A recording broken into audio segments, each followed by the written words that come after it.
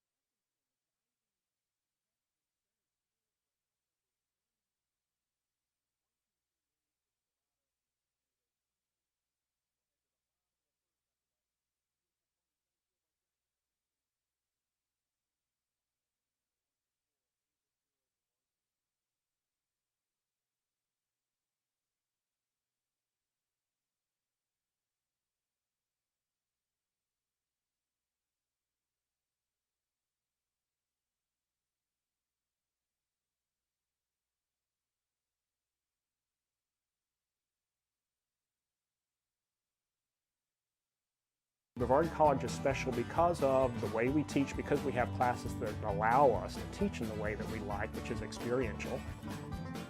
Where we are, if you like the outdoors, man, we have great luck with cyclists coming here. There's something in the water about cycling in Brevard, or fly fishing, or just hiking. We have outstanding music. The music program here is wonderful. There's just a number of things to be said about Brevard College.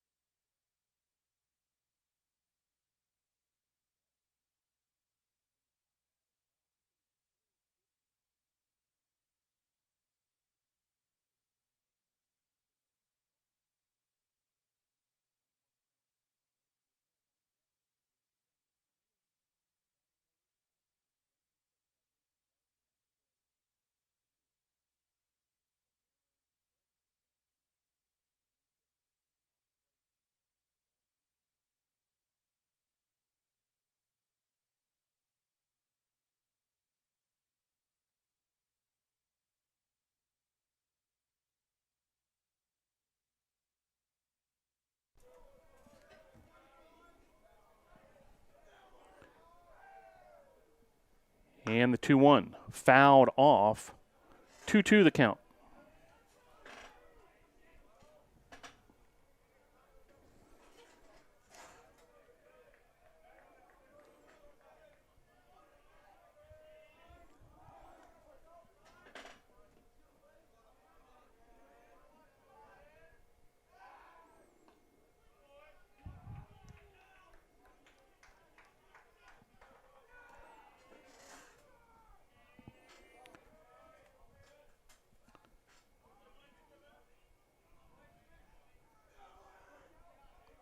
And the 2-2.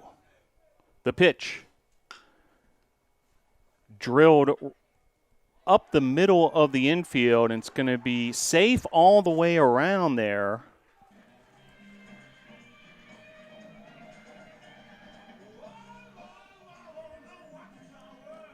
Now batting for your Tornadoes, shortstop number 2, Jason Jucker. So that'll bring up Jucker now with 2 aboard.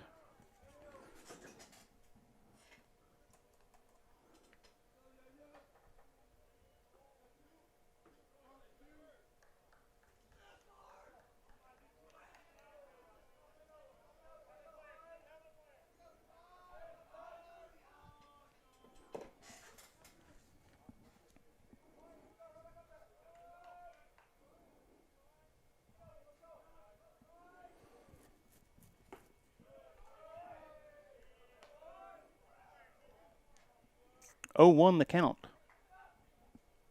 Just getting started here. Bottom of inning number 1.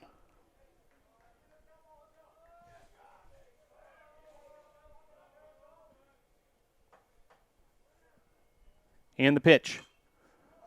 Popped up. And catcher for Averett, Zach Proctor, did everything in his power to try to make that play inside the ballpark, but to no avail. Our apologies for some technical difficulties at the start of this one with the audio. Hopefully you hear us loud and clear now. 0-2 the count. Bottom of inning number 1. Tornadoes had a 1-2-3 frame in the top of the first. And the pitch. And able to make the double play there, going 4-3 on the double play. Runner goes to third. That'll bring up Logan Clark.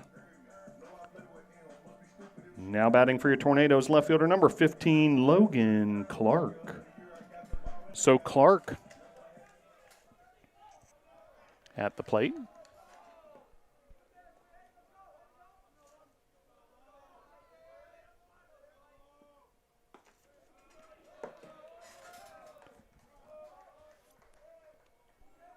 First pitch called, strike 1. So 2 down here, bottom of inning number 1.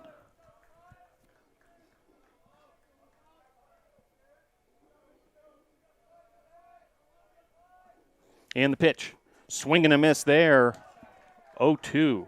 Nasty pitch there from Spicer. Runner at third.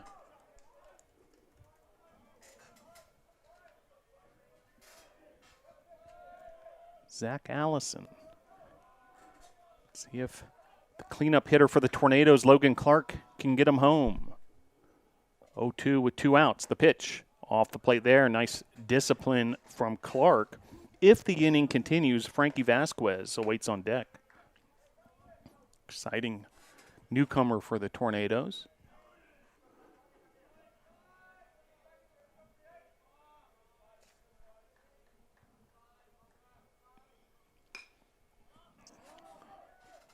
Sliced here to right field, and that'll be out number 3. So at the end of 1 inning, your score, Brevard 0, Averett 0.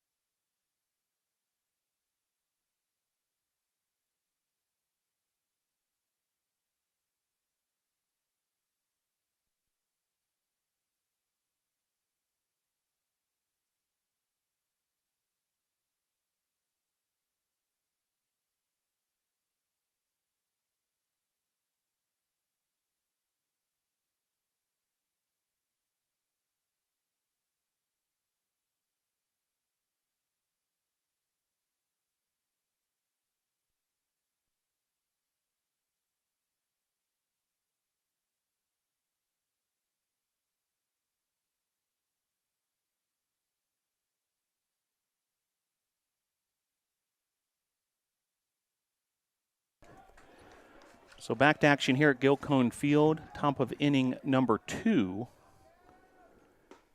And Matthew Scavato will go back to work. 1-2-3 inning for Scavato and the Tornado defense to start this affair. Tornado's able to get a couple base runners. Averett aided by a double play to get out of that inning. And that brings us to the top of the second.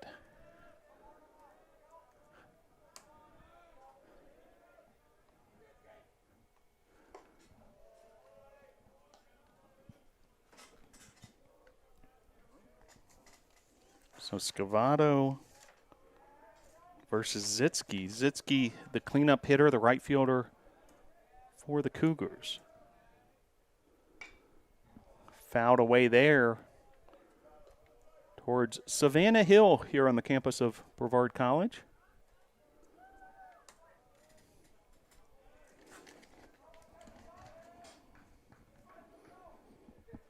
And the 1-2. Driven to center field. Atkinson, who made a great catch to end the last frame, able to camp out under that one as well. Out number 1.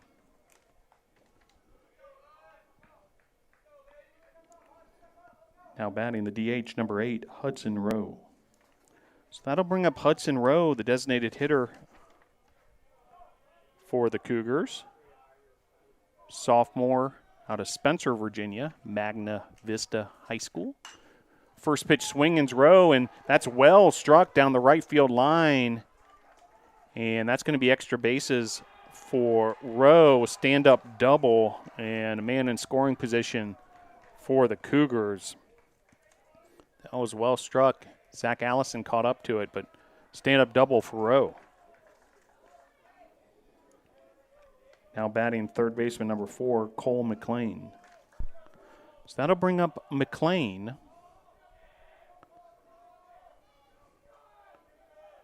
And Scavato now has a runner at second to be concerned about as well. And the pitch. Off the plate, ball 1.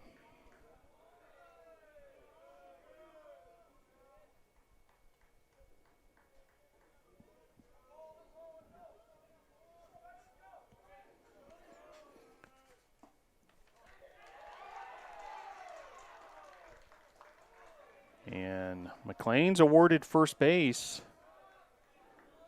It's like a hit by pitch, so 2 aboard for Zach Proctor. Now batting the catcher, number 37, Zach Proctor.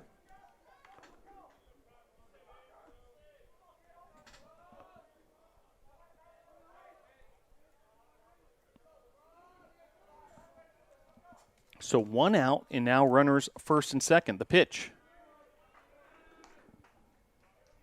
Across the plate, strike 1.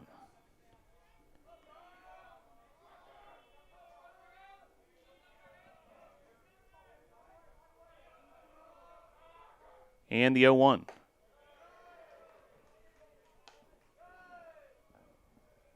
1-1 the count to Proctor. Proctor batting in the 7th hole. He's the starting catcher. He made a diving attempt at a foul pop-up. Able to bounce right back up. Pitch there in the dirt. Handled by Burchett. Burchett, battery mate for Scavato, behind the plate for the Tornadoes, Brett Burchett. Senior from Mooresville, North Carolina. This is hammered foul.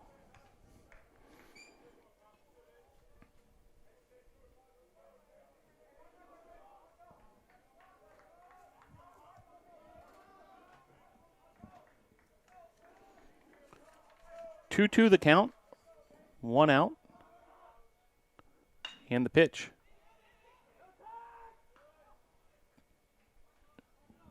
And a line out to left field for out number 2.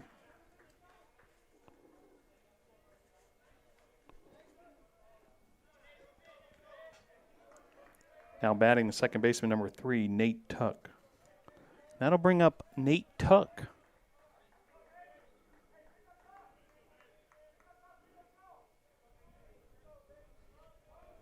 So 2 aboard now for Tuck. On deck is Brophy if the inning continues. 2 outs. Pitch there just missing from Scavato. So wind gusting at times from right to left. Warm temperatures overall here, especially for this time of year here at Gilcone Field. 2-0 the count.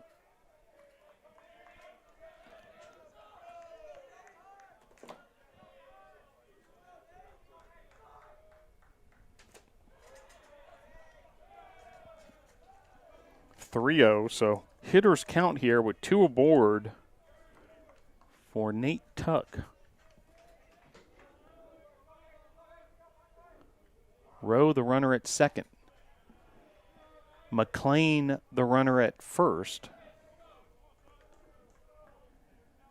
And matchup at the mound here, Scavato versus Tuck. Pitch there, and it's going to be driven to center field. Line drive to center, runner being waved home. And it's going to be RBI single there. 1 run will score, and it'll be runners first and third. Averett strikes first, the 1-0 lead on the RBI single there from Tuck. Now batting the shortstop, number 1, Brant Brophy. So that'll bring up Brophy.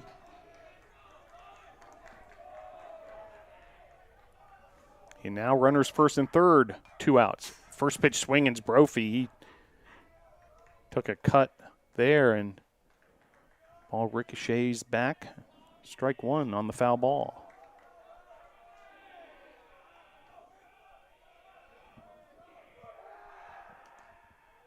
Pickoff throw to first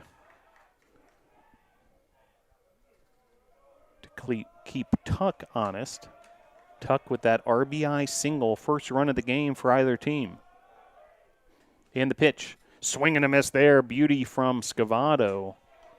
0-2, so Scavato ahead of a hitter once again.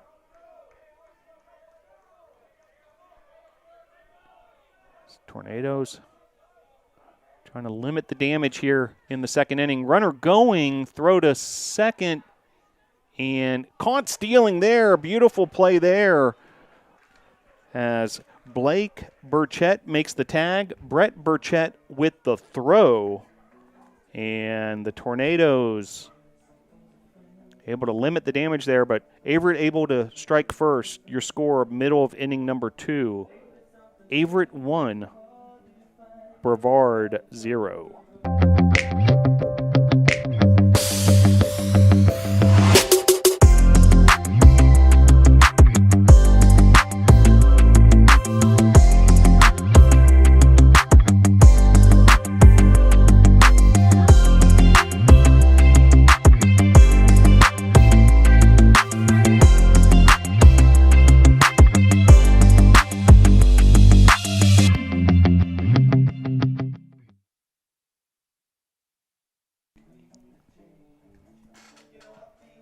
Back here at Gilcone Field, game 1 of a 3-game series between Averett and the Brevard College Tornadoes. Averett able to get that run in the top of the second, strike first in this one on a RBI single from Tuck that scored Rowe. So now the Tornadoes will look to answer here in the bottom of the second. Due up for the Tornadoes, Vasquez, Ayler, and Famero. Now batting for your Tornadoes, a third baseman, number 19, Frankie Vasquez. So Vasquez will lead things off for the Nados.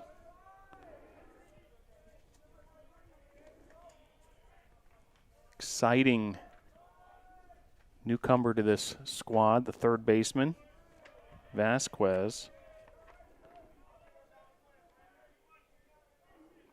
hitting .346 on the season.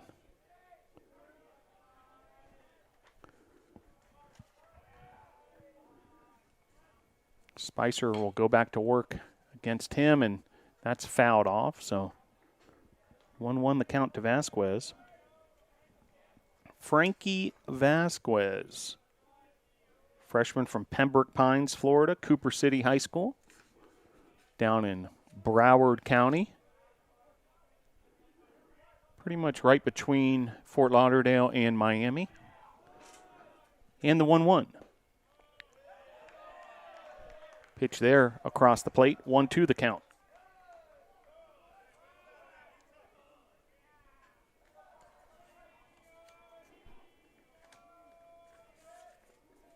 Cale Ayler waits on deck.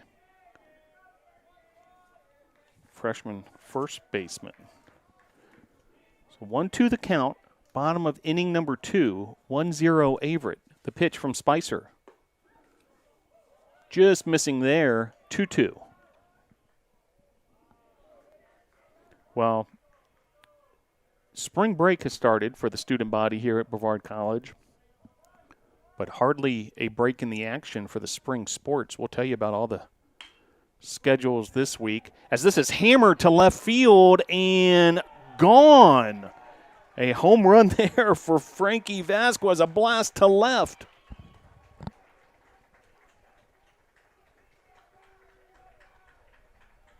Touch 'em all, Frankie Vasquez. That's a home run for number 19, Frankie Vasquez.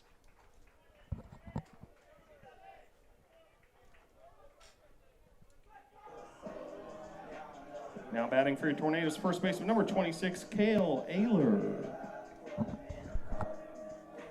So a rocket to left field has tied this game up at 1. The home run by Vasquez.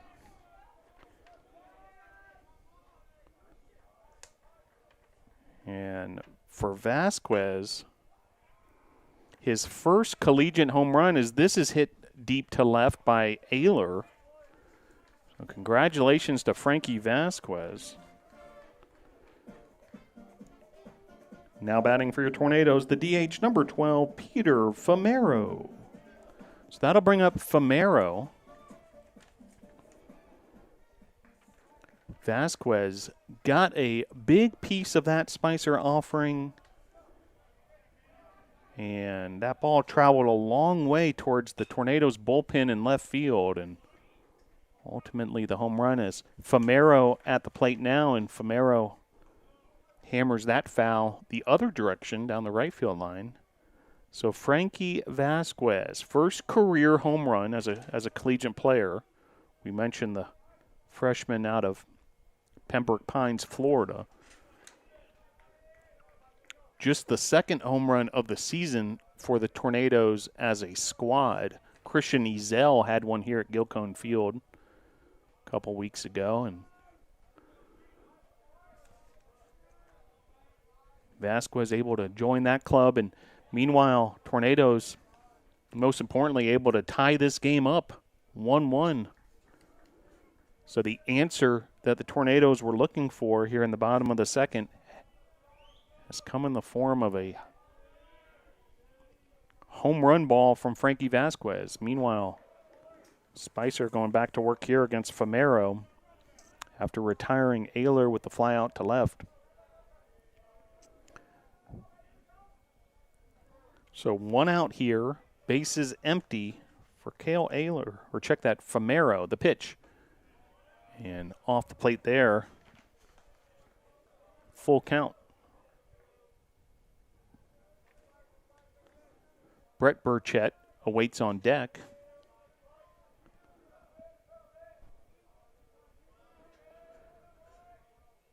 And the 3-2. Swing and a miss there, so Spicer able to retire Famero, and that'll bring up Burchett. Now batting for your Tornadoes, the catcher, number 14, Brett Burchett. That'll bring up Brett Burchett, senior catcher for the Tornadoes. out of Mooresville, North Carolina, Mooresville High School.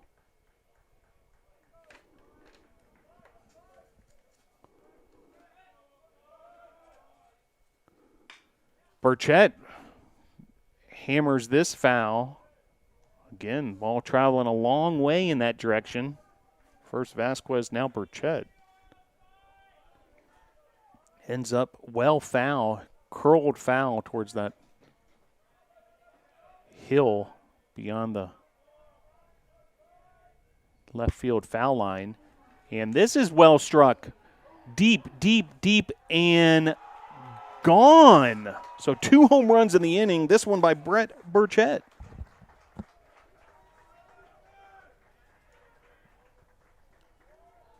Touch 'em all, Brett Burchett. That's a home run for number 14, Brett Burchett.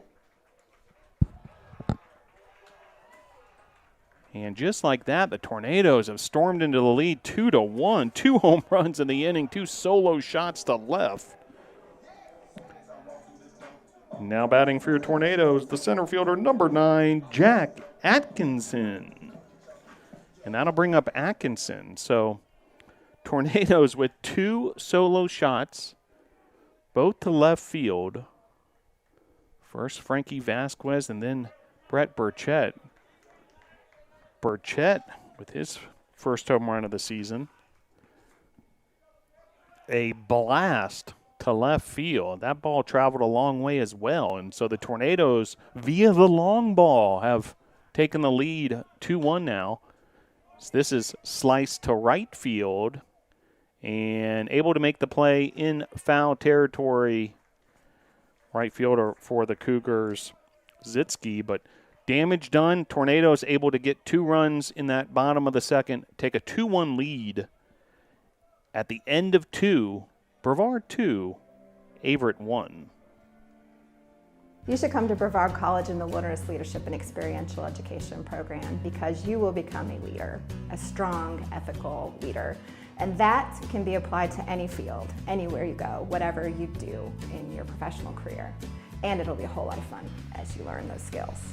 Anybody who is interested in leadership skills and outdoor skills should definitely think about Brevard. It's an incredible place and a great place to be a part of.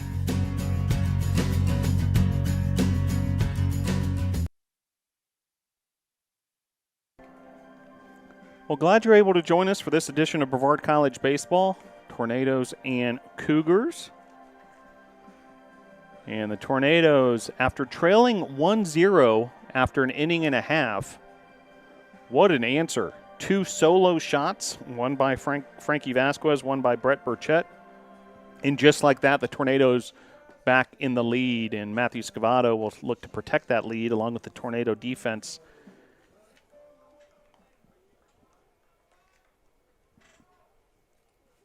Here in the top of the third. Now batting the shortstop, number 1, Brant Brophy. Number 9 hitter, the shortstop, Brant Brophy, will lead things off.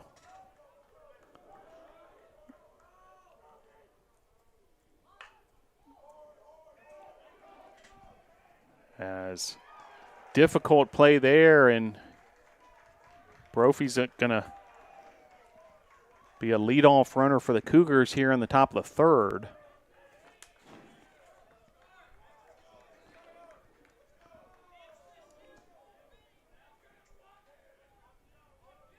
Now batting the center fielder, number 9, Nolan McCabe. So back to the top of the order we go for the Cougars and McCabe.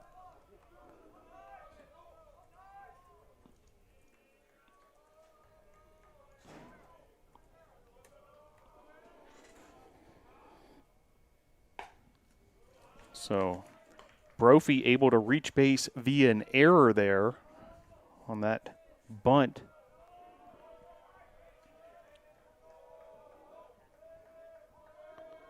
So each team now with 1 error. Tornadoes 2 runs, 2 hits, 1 error. Averett 1 run, 2 hits, 1 error. Both of the Tornadoes runs coming via the home run. Averett looking to answer back after that answer from the Tornadoes. Pitch to McCabe from Scavato, missing.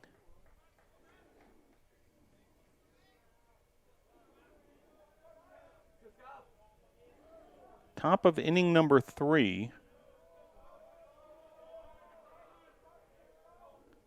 35 pitches thus far for Scavato. The pitch, beauty there. Unable to catch up to that one, McCabe.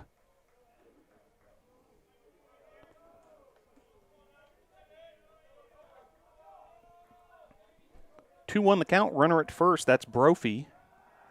And a pickoff throw to first just to keep Brophy honest.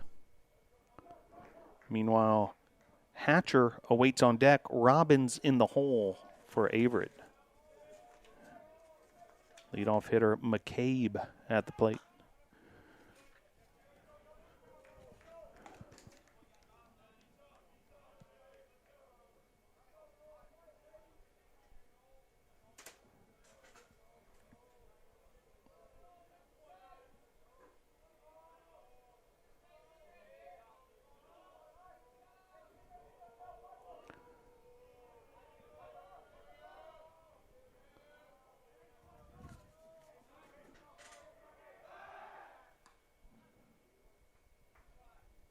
Pickoff throw to first there.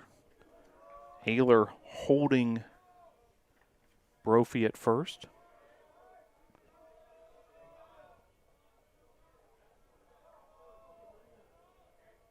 And the pitch. Comebacker there to Scavato and unable to make the play at second. So it's going to be safe all the way around. Runners first and second for the Cougars.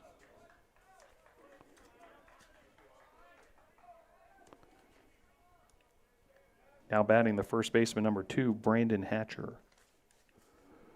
So that'll bring up Hatcher.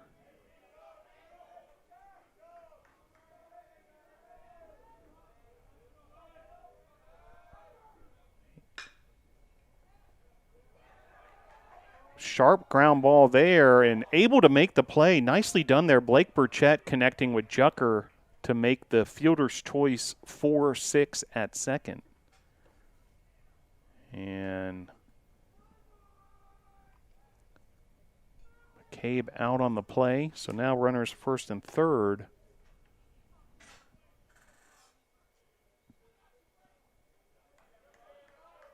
For Robbins.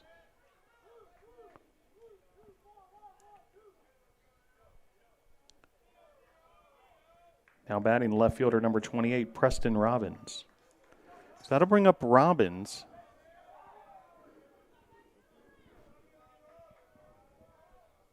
Brevard up 2-1. Now runners on the corners. Just one out here. Top of inning number 3. So opportunity here for the Cougars. 3-hole hitter Robbins at the plate. Batting from the right side against Scavato. And the pitch. Called strike there. So Scavato able to get ahead.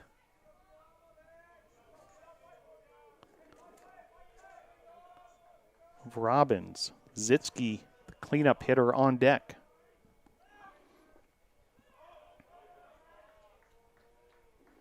1-2 now the count.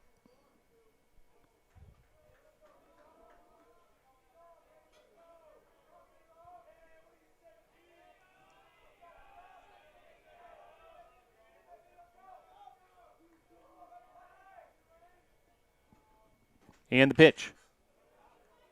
Fouled off. Count will remain 1-2.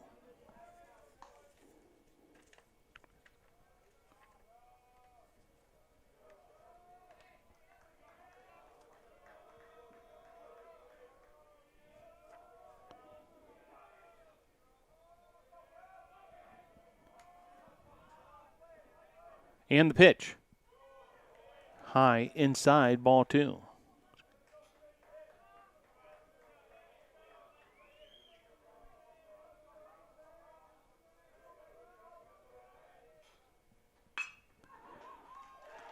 This is driven to center field, and that'll be an RBI single there for Robbins. And 2-2 now your score. All tied up here at Gilcone Field again. Now batting the right fielder, number 17, Kevin Zitsky. So Zitsky will come to the plate. He bats from the left side, cleanup hitter, and just like that, a 2-2 ball game. After that RBI single. So each team with 2 runs.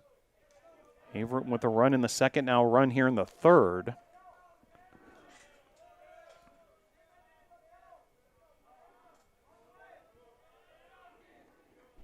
Still just 1 out. Scavato and the Tornado defense trying to get out of this one. 47th pitch thus far coming here for Scavato.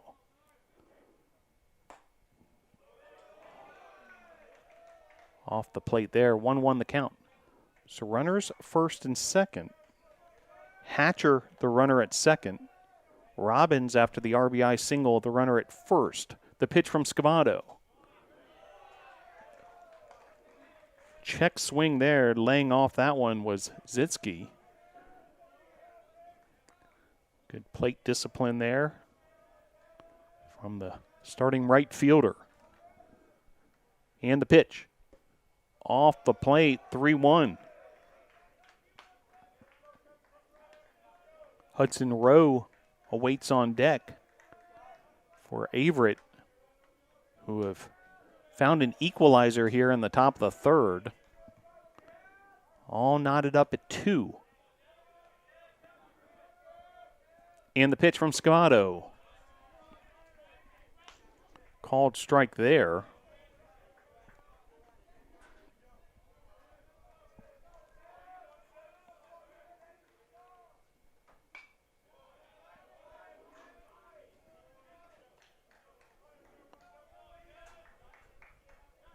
And fouled away.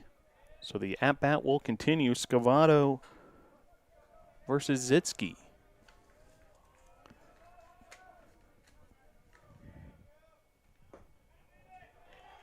And that'll be ball 4. So bases will be loaded for the Cougars. DH Hudson Rowe heading to the plate. Now batting the DH number 8, Hudson Rowe.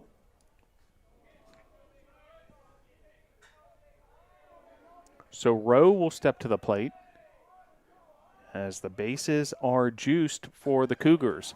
That pitch gets away from Burchett, and run's going to score. Runners advance as well. And the go-ahead run now for Averett.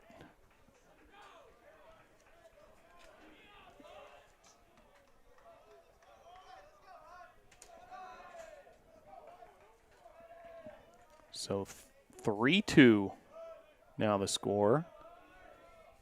It's ruled a wild pitch.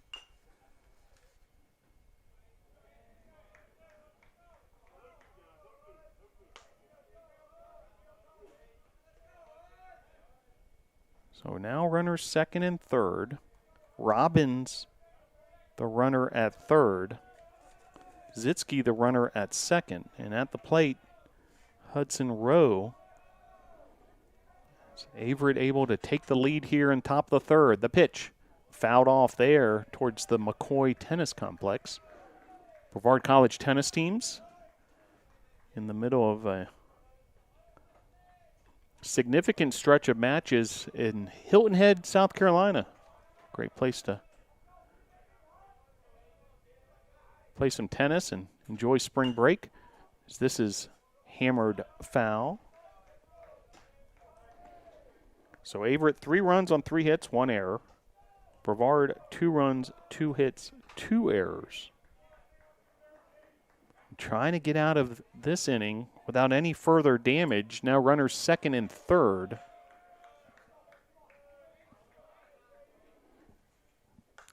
Rowe fouls that off. Just 1 out here in the top of the third.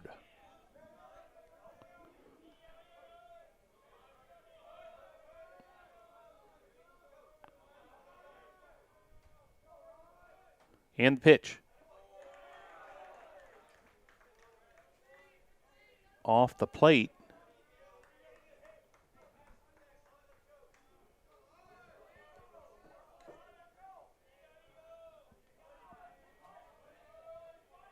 One, two, the count to Rowe.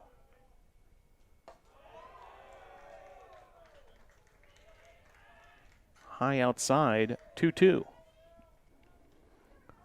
One out, runners second and third. Top of inning number 3, Scavato versus Hudson Rowe. Matthew Scavato gets the sign from Burchett and then deals, and that's blasted towards the fans who are camped out on Savannah Hill. Great day to settle in the sunshine.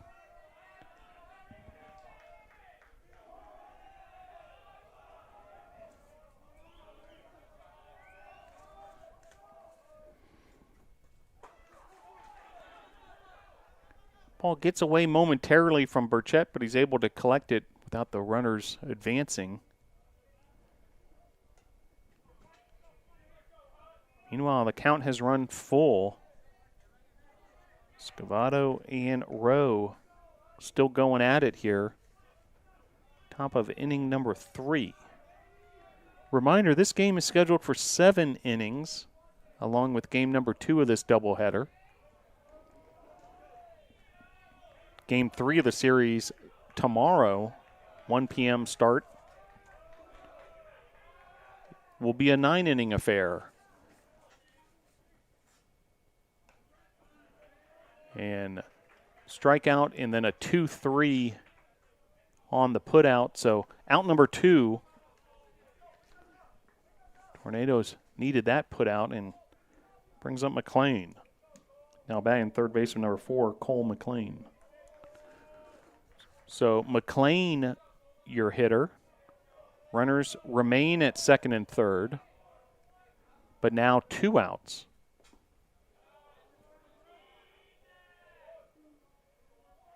So just what the doctor ordered, that strikeout of Rowe with 1 out, and now with 2 outs. A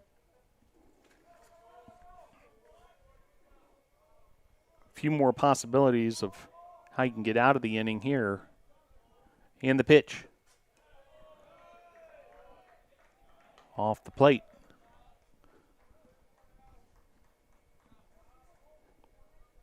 McLean, the third baseman, hits in the 6th spot for the Cougars. And the pitch from Scavato. Hammered foul towards Savannah Hill. We've seen a lot of balls hit hard for both sides. Vasquez and Brett Burchett each homering for the Tornadoes.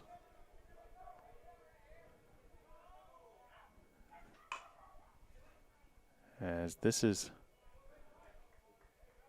driven foul. 2-2 the count with 2 outs. Averett 3, Brevard 2.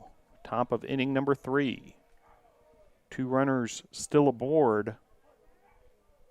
Zitsky, the runner at second. Robbins, the runner at third. Swing and a miss there. Scavato able to leave 2 runners stranded with the strikeout. Back-to-back strikeouts for Scavato. He now has 3 through 3 innings pitched. Averett able to get 2 runs there in the top of the third. We'll head to the bottom of the third. Your score, Averett 3, Brevard 2.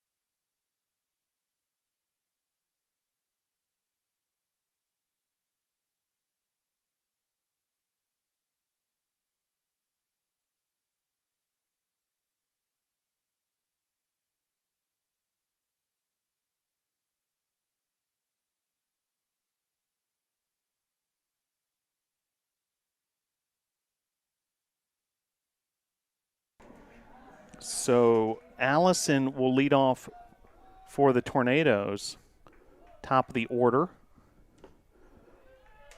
And Spicer will now go back to work, now with a lead. After Averett able to get 2 runs in the top of the third, bottom of inning number 3 here, 3-2 Averett. Grounder there, handled by McLean, and that'll be out number 1. And bring up Blake Burchett. Now batting for your Tornadoes, the second baseman, number 6, Blake Burchett. So Burchett will head to the plate. 0 for 1 on the day. Second plate appearance. 1 out now. And the pitch to Burchett. Called strike. Jason Jucker awaits on deck. Logan Clark in the hole. Tornadoes, 2 runs. Vasquez and Brett Burchett with home runs. Averett with 3 runs, 1 in the second, 2 in the third. This is sliced foul and out of play.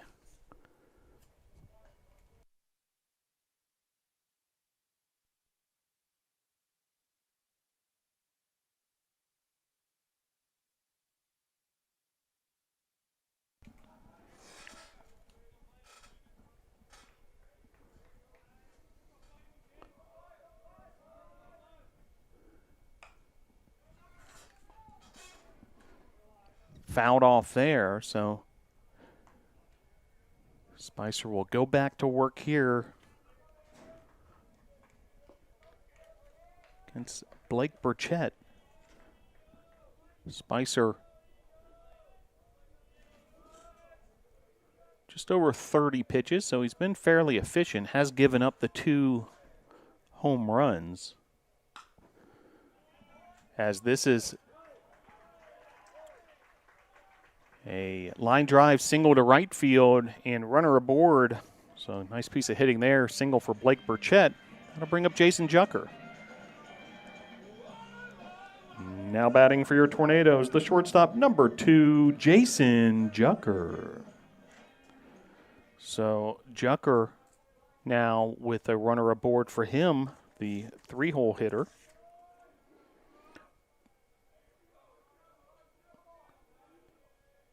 Jucker, the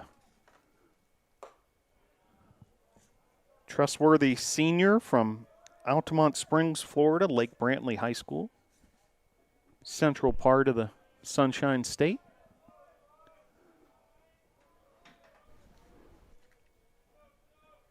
One 0 the count to Jucker.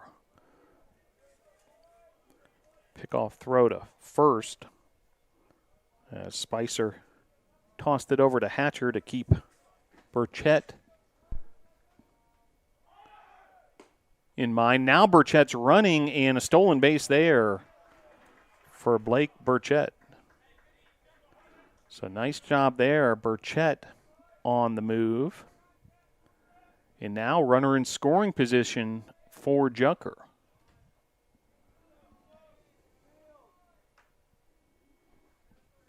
So that certainly helped matters.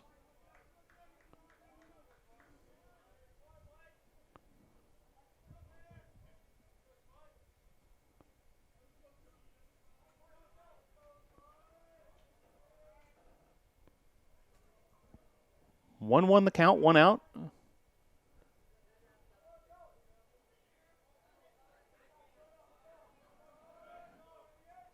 And after a look back to second, Spicer will go back to work here against Jucker. Clark and Vasquez, next 2 due up for the Tornadoes. Some loosening out there in the Tornado bullpen. Tornadoes trailing 3-2 here, bottom of inning number 3. The pitch from Spicer. Swing and a miss there. 2-2 the count.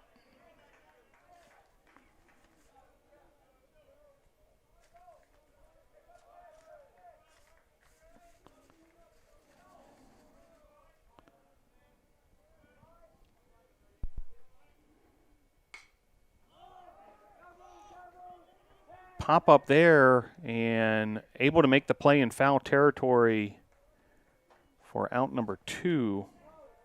Hatcher at first base for Averett, and that'll bring up Clark. Now batting for your Tornadoes, left fielder number 15, Logan Clark. Clark, the cleanup hitter for the Tornadoes. Runner in scoring position.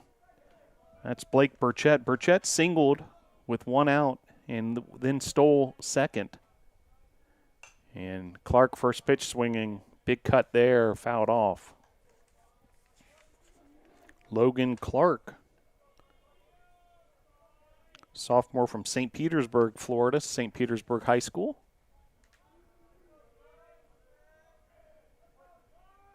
In Pinellas County, the Tampa Bay area of the Sunshine State. Pitch there. Hits Clark, so runners will be on first and second. That'll bring up Frankie Vasquez. Now batting for your Tornadoes, the third baseman, number 19, Frankie Vasquez. So Vasquez, who homered his first collegiate home run in the last inning. Solo shot to left that traveled a long way. Meanwhile, a caught stealing there. And now quite a bit of discussion.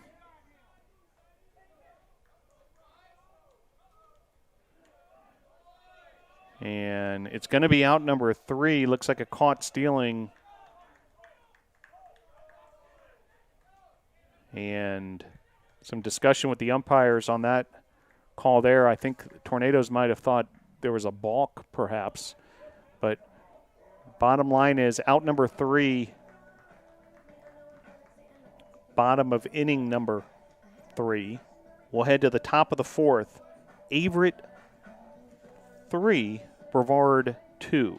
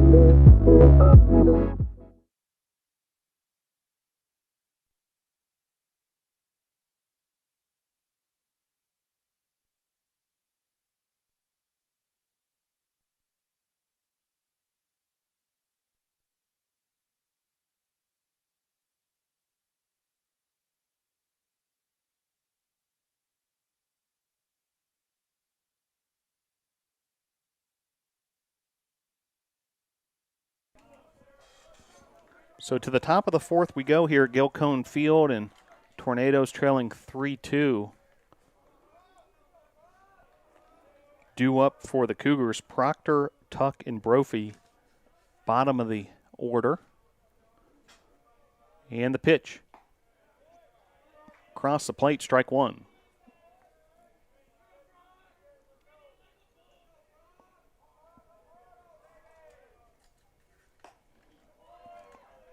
Good looking offering there from Scavato. Swing and a miss, strike 2. 0-2, Scavato on top of Proctor. And the pitch. Just missing there. 1-2 the count. Looks like some action in the Tornadoes bullpen. 2 Tornadoes up and throwing. Scavato at 67 pitches. And the pitch. Swing and a miss there. Strikeout for Scavato, his 4th of the day.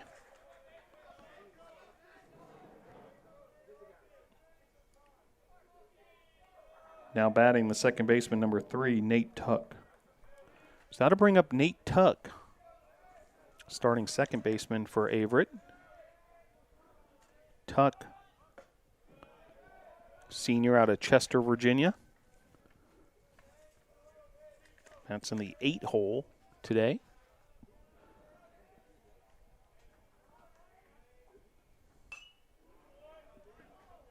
One the count.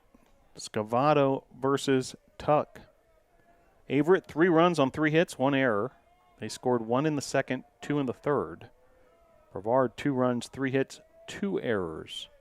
And the pitch. Fouled away there, so Scavato able to get ahead of a hitter once again. 1-2 the count. Only 1 of the 3 runs allowed by Scavato earned. And the pitch. Called strike 3, so strikeout number 5, back-to-back strikeouts for Matthew Scavato. Freezing Tuck. Now batting the shortstop number 1, Brant Brophy. And that'll bring up Brophy, the 9-hole hitter. So Scavato starting to get into a groove here in the 4th. Pitch here. Missing, ball 1.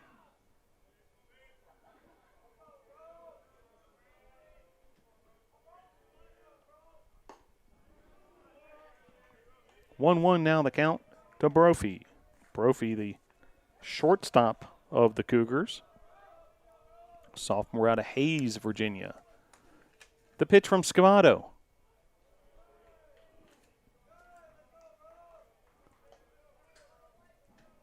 Two-one the count with 2 outs. Nobody on here in the 4th. And the pitch.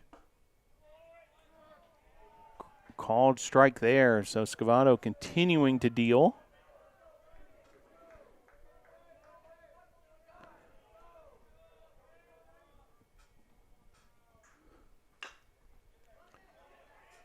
Softly hit ground ball, tough play for Jucker, and that'll be a base runner aboard for the Cougars.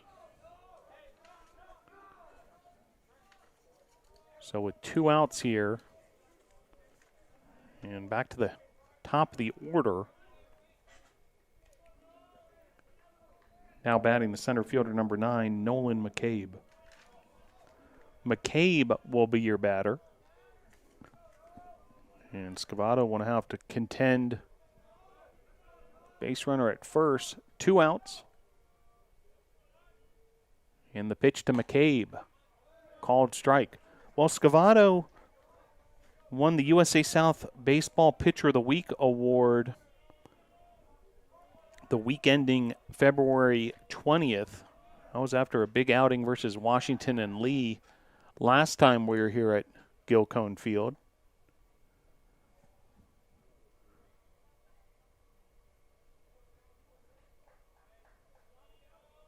Scavato was a 3-time USA South Rookie Pitcher of the Week back in 2019. As this is drilled to right field, sending the runner home, and that's going to be a double for McCabe, an RBI double. And now a 4-2 lead for Averett. Nice piece of hitting there by McCabe. And just like that, Cougars able to get another run here. Now batting the first baseman, number 2, Brandon Hatcher.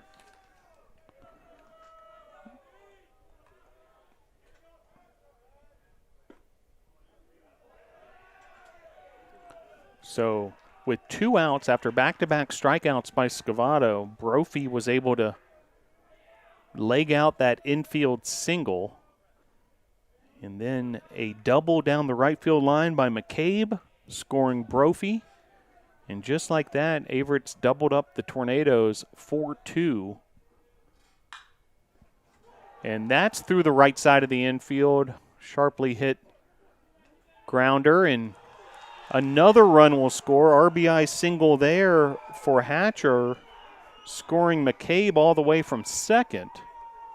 5-2 now, the Cougars on top.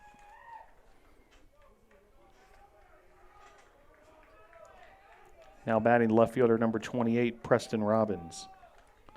So that'll bring up Robbins, the 3-hole hitter.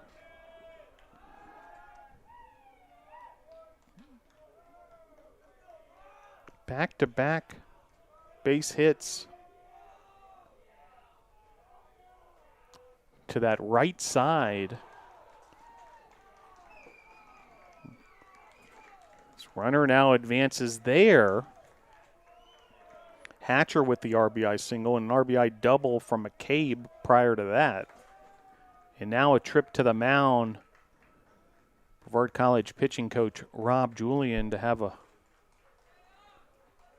conference with Matthew Scavato as along with the Tornado infield. Averett has scored in 3 consecutive innings now. 1 run in the second, 2 in the third, 2 in the fourth. Both of the Tornado runs coming in that bottom of the second. Home runs by Vasquez and Brett Burchett.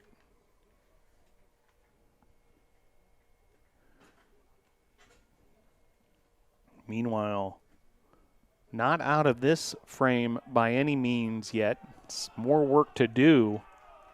All this damage has been coming with 2 outs. And now with 2 outs, Robbins the batter, runner at second. That's Hatcher after RBI single from Hatcher scored McCabe, then Hatcher advanced to second on the wild pitch. 3 consecutive single or base hits, 2 singles and a double by Averett hitters. After back-to-back strikeouts began this inning. Some action in the Tornadoes bullpen. We'll keep an eye on that. Meanwhile, 3-0 the count and the pitch. Across the plate there. Seemed like a take all the way from Robbins. 3-1. See if Scavato can work his way back into this count.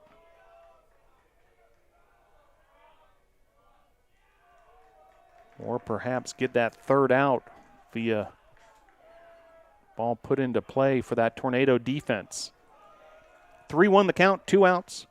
Runner at second, that's Hatcher. And the pitch. Across the plate, count runs full. Preston Robbins.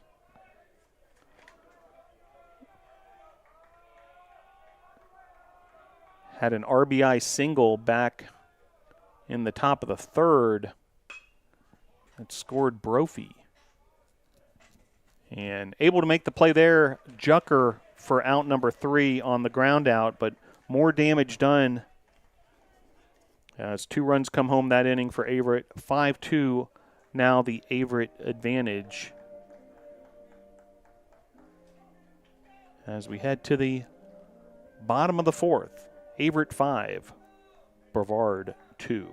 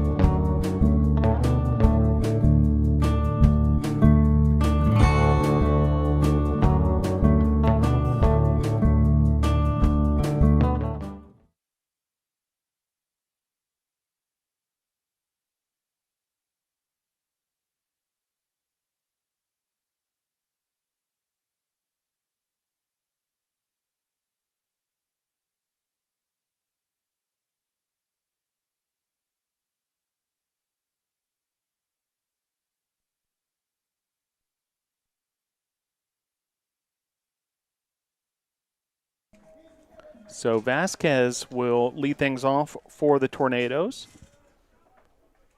He was announced at the last inning. However, a caught stealing before he was even offered a pitch ended that inning. So Vasquez will lead off the bottom of the 4th. Tornadoes trailing 5-2. Vasquez with his first collegiate home run earlier in this contest. And the pitch.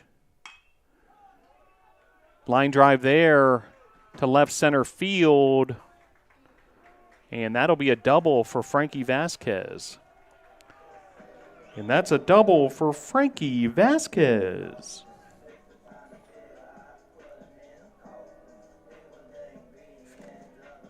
Now batting for your Tornadoes, the first baseman, number 26, Cale Ayler. So Tornadoes in business here, bottom of the fourth, as Vasquez able to continue his hot hitting with that double. Home run and a double for Vasquez. Great start to this series.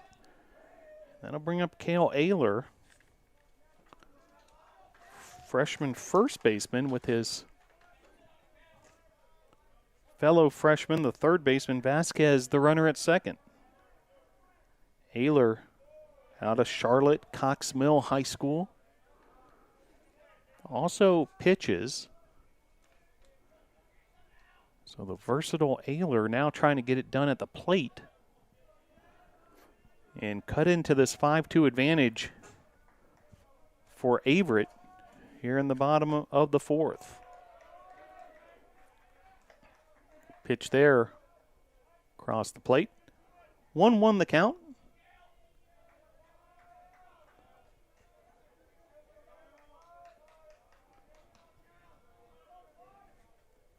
The Vasquez double was the fourth hit of the contest for the Nados.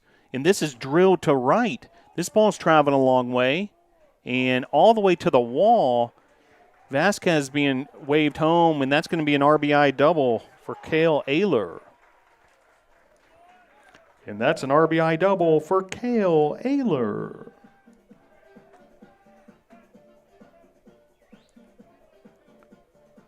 Now batting for your Tornadoes, the DH, number 12, Peter Famero.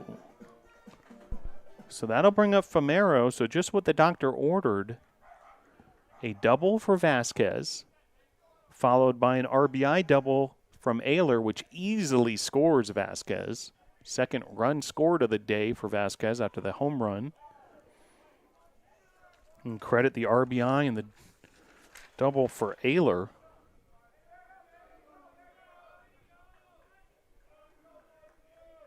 Ayler's fourth double of the season. And RBI number 11, which ranks second on the squad. Spicer will go back to work now. Spicer's pitch count still manageable, under 50 pitches. The Tornadoes able to earn that third run, cut this deficit back to 2 runs. 5-3, Averett on top. Swing and a miss there. Nasty offering from Spicer. So Ayler, your base runner at second. After the RBI double, scoring Vasquez. And the pitch. Oh, time called. So pitch will not count. On deck for the Tornadoes, the other Nado to homer in this one, Brett Burchett. No outs. You feel like this could be a big opportunity here for the Tornadoes here. Already fruitful with that first run. And this is driven to left field, and it is gone. Home run number 3 on the day. And that one from Peter Famero.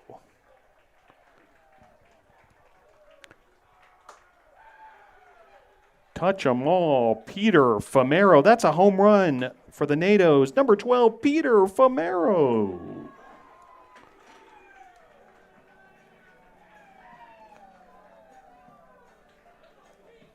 Now batting for your Tornadoes, the catcher, number 14, Brett Burchett.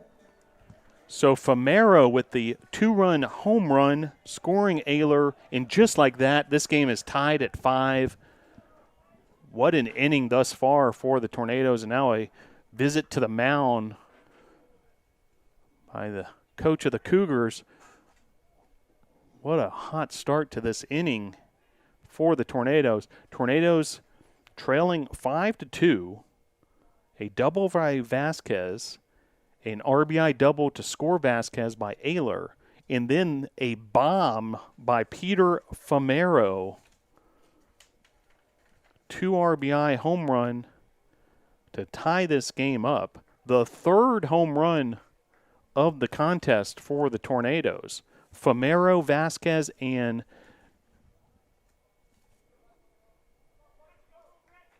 Brett Burchett, who's at the plate.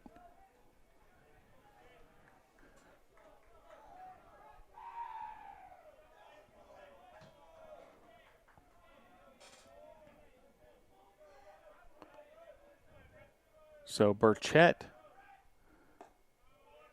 takes strike one. So the Tornadoes entered this game after playing 11 games this season with just 1 home run on the year, that coming from Christian Ezel here at Gilcone Field a couple weeks ago. Meanwhile, 3 home runs today, and we're only in the 4th inning of game number 1 of this series. Play there made, put out goes 5-3 for out number 1. Bring up Jack Atkinson.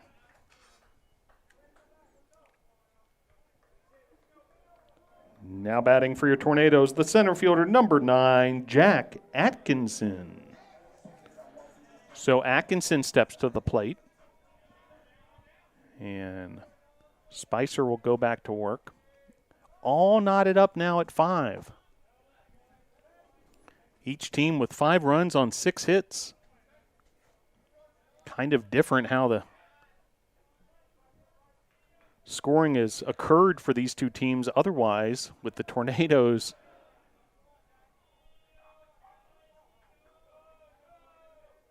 with 3 home runs, 2 solo shots, and then a 2-run homer this inning by Peter Famero.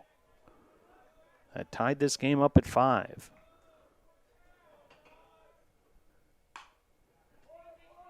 Atkinson, sharp grounder there. Close play at first, but it's going to be out number 2. Back to the top of the order we go with Zach Allison. Now batting for your Tornadoes, the right fielder, number 4, Zach Allison. So Allison will step to the plate.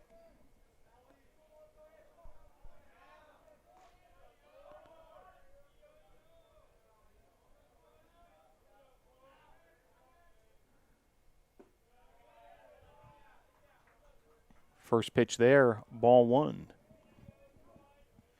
54 pitches now for Avery Spicer, the starting pitcher for the Cougars. That pitch high, ball 2.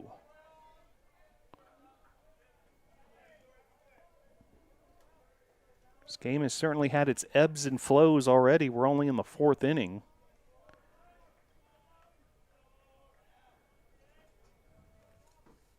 Pitch to Allison. Called strike. 2-1 the count. Averett taking a 1-0 lead in the second, then the Tornadoes answering with those 2 solo home runs, Vasquez and Burchett, to take a 2-1 lead. Averett then took a 3-2 lead in the top of the 3rd, extended their lead to 5-2 in the top of the 4th, and then right here in this bottom of the 4th, the Tornadoes have answered once again with 3 runs.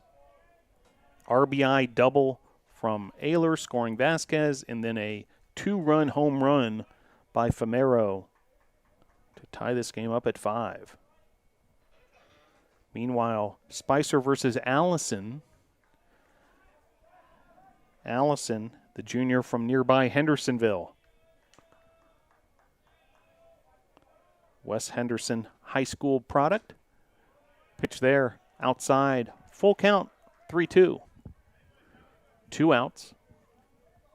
Bases empty.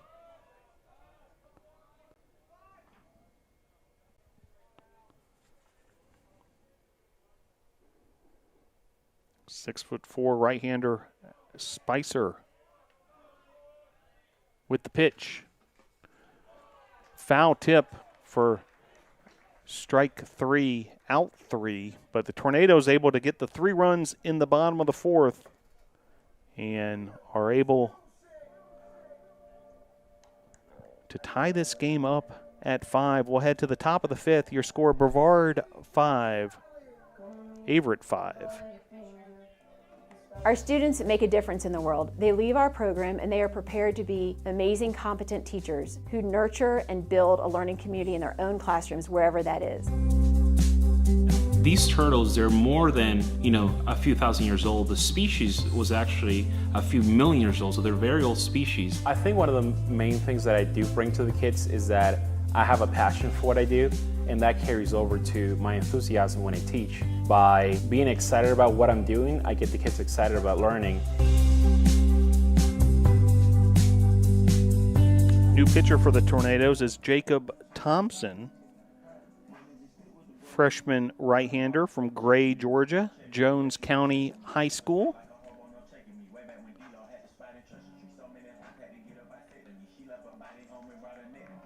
This will be Thompson's 5th appearance of the season. And he will contend with Zitsky, Rowe, and McLean this inning, with this game all knotted up at 5.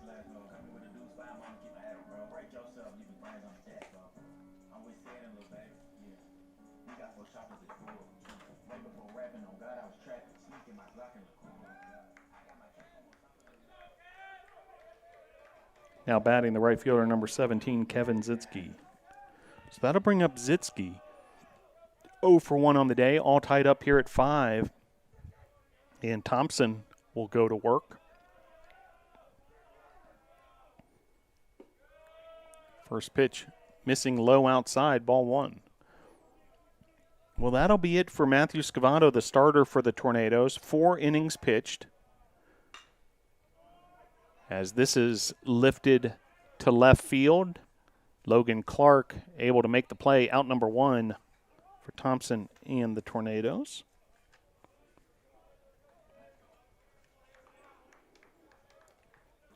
Now batting the DH, number 8, Hudson Rowe. So that'll bring up Hudson Rowe. So Scavato, 4 innings pitched, 6 hits, 5 runs, 3 earned runs, had 5 strikeouts and a walk. Allowed 2 doubles. 91 total pitches, 55 strikes. And departs this game with Thompson taking over the situation. All tied up at 5 after the Tornadoes with a big answer that last frame. 3 runs in the bottom of the 4th. Capped off by that home run, 2-run shot by Peter Famero. Swing and a miss there. 2-2 the count.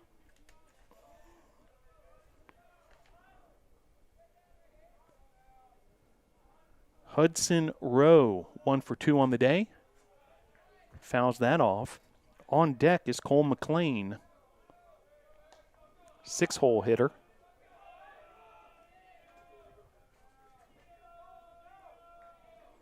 Reminder, this game is scheduled for 7 innings.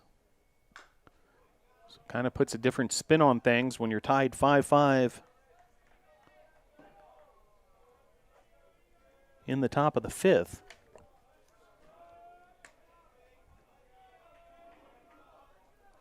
Very pleasant temperatures here. Warm for this time of the year. Strikeout there from Thompson, retiring Rowe. That'll bring up McLean. Now batting third baseman number 4, Cole McLean. So McLean, your batter, with Proctor now on deck. Thompson retiring the first 2 batters he's faced. Fly out and a strikeout. And now getting ahead of McLean. That pitch off the plate. 1-1 the count.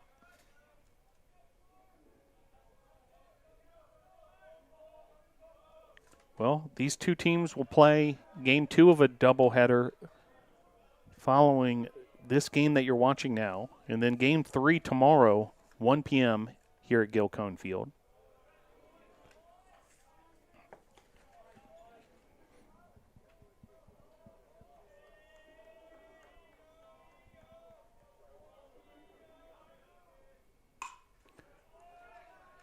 This is lifted to center field. Atkinson able to make the play for out number 3. So 1-2-3 inning for Thompson and the Tornado defense. We're still all tied up at 5. And we will head to the bottom of the 5th with your score. Brevard 5, Averett 5.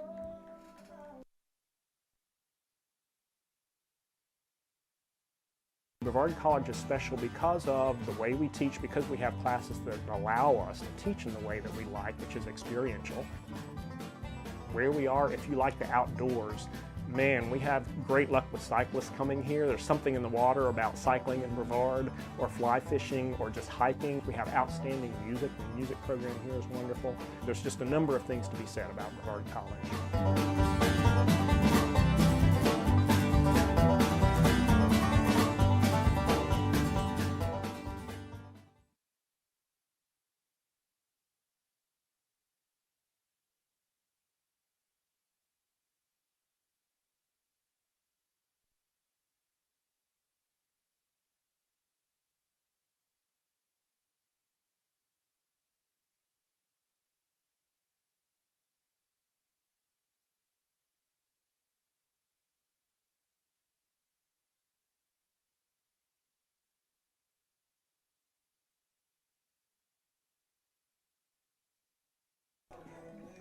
So to the bottom of the 5th we go, all tied up at 5. Spicer remains on the mound for the Cougars. Blake Burchett leading things off here for the Tornadoes in the bottom of the 5th. Burchett, Jucker, and Clark due up. First pitch called strike from Spicer. Pitch number 61 on the afternoon. So Spicer's been efficient, has given up the long ball, however. 3 home runs by the Tornadoes.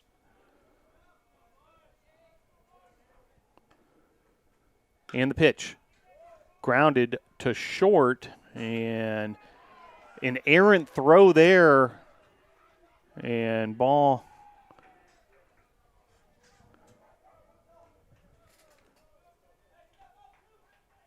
ends up out of play, and so just like that, runner aboard, runner at second on the 2-base error. That'll bring up Jucker. Now batting for your Tornadoes, shortstop number 2, Jason Jucker. So Jucker with an opportunity here after the 2-base error by the Cougars shortstop allows Blake Burchett to make his way all the way to second base.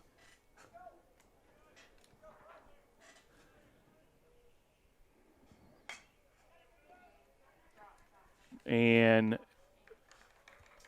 soft fly ball to center there. It'll be out number 1.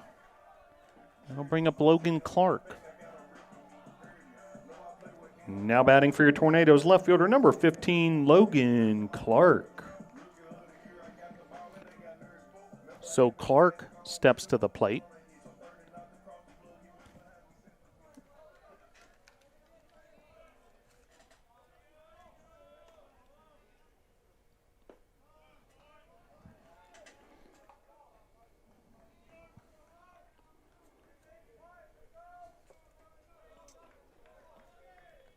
Burchett, the runner at second, so speed on the base pass, and runner in scoring position. The go-ahead run, potentially,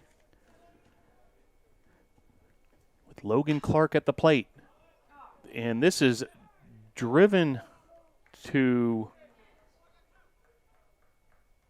a sharply ground ball to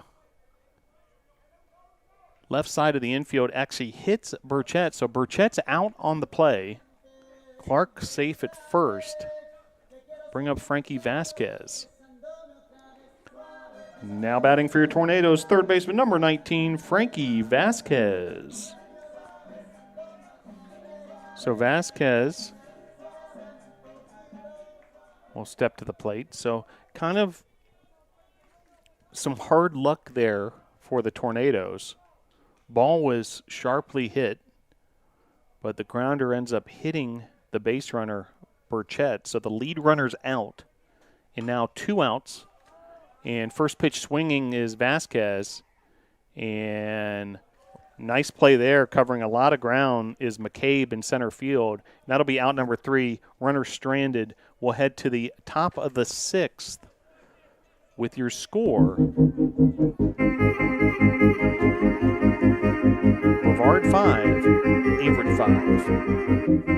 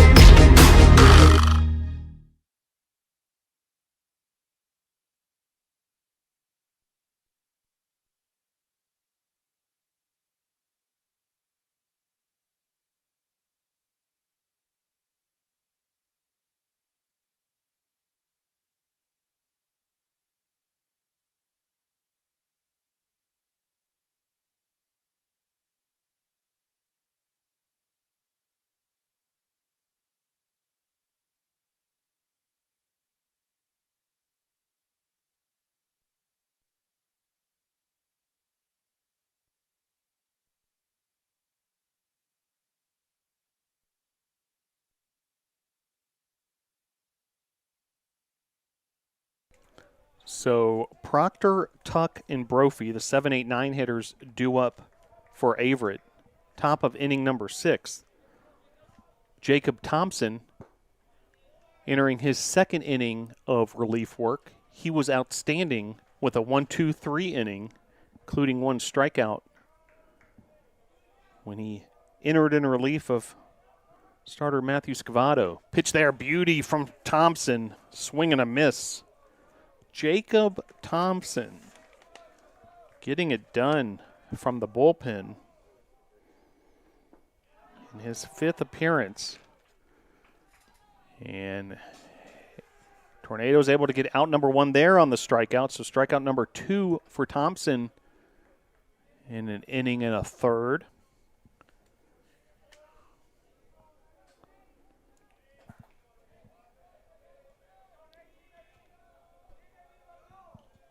Now batting second baseman number 3, Nate Tuck.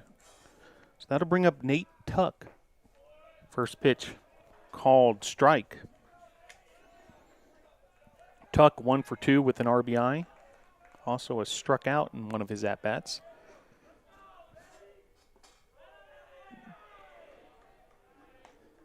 Thompson works quickly, getting the sign from his battery mate Burchett and firing away. Fouled off there by Tuck. On deck is Brant Brophy. Top of the 6th, but 7-inning affair, so already in the late innings of this one. And base runner aboard there, so Tuck able to get aboard after putting that ball in play through the infield.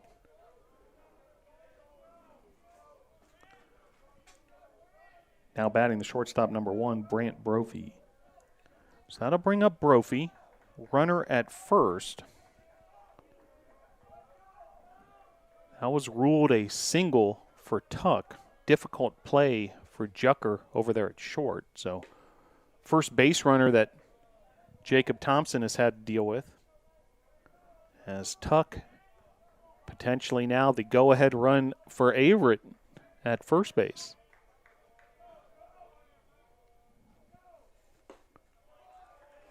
Swing and a miss there. 1-1 the count. All knotted up at 5. 5 runs, 7 hits, 2 errors for Averett. Brevard, 5 runs, 6 hits, 2 errors. 3 home runs, season high for the Tornadoes.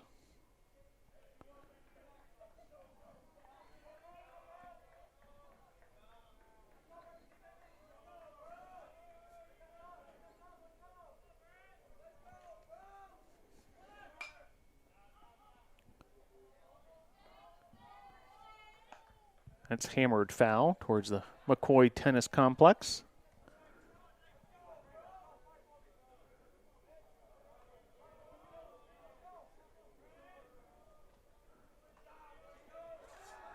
Pickoff throw to first. 1-2 the count, runner at first, 1 out, all tied up at 5.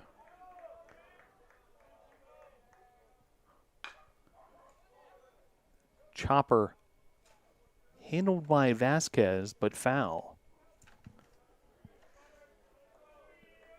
Well, speaking of tennis, Tornadoes beginning a series of matches in Hilton Head, South Carolina. They played last night and will go to action again today, 6 p.m. in Hilton Head, South Carolina versus Lawrence Tech. As this is lifted to left field, and that's a home run for the Cougars. So the 4th home run overall we have seen in this contest. It's been a day of the long ball, and the Cougars able to get a home run there. Brant Brophy with the 2-run shot, and just like that, the Cougars are able to take a 7-5 lead. Brant Brophy, the shortstop, number 9-hole hitter with the home run. Now batting center fielder number 9, Nolan McCabe. So back to the top of the order we go. And this game continues to seesaw back and forth. We've seen several lead changes, several tied scores, as McCabe lifts that up to center field, handled easily by Atkinson. So quick out there, first pitch swinging McCabe. The Averett dugout erupting after that Brophy home run. Now batting first baseman number 2, Brandon Hatcher. That'll bring up Hatcher now with 2 outs, nobody on. And Averett ahead once again. They've led this game 3-2. They've led it 5-2, and now a 7-2 lead after the Tornadoes had tied it up 5-5. Tornadoes bullpen starting to see a little movement now, as that's a base hit up the middle of the infield. Makes its way all the way to center fielder Jack Atkinson, and runner aboard with 2 outs now. Now batting left fielder number 28, Preston Robbins. So I'll bring up Robbins with 2 out. And Jacob Thompson will go back to work for the Nados. That pitch outside, ball 1. So now 7 runs for Averett on 9 hits. A home run of their own. Tornadoes with 3 home runs, 5 runs. As this is lifted to left field, diving attempt by Clark, well out of play. Big effort there by Logan Clark. Meanwhile, some action in the Tornado pen. Looks like it's Cesar Rodriguez, the left-hander. 1-1 the count, 2 outs, nobody on. Averett 7, Brevard 5. 7 runs on 9 hits, the Cougars. Pickoff throw to first.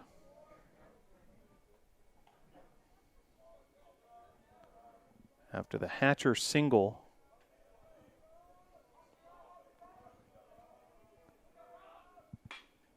This is lifted to left field. And that's another home run by the Cougars. So 2 home runs this inning. That one by Preston Robbins.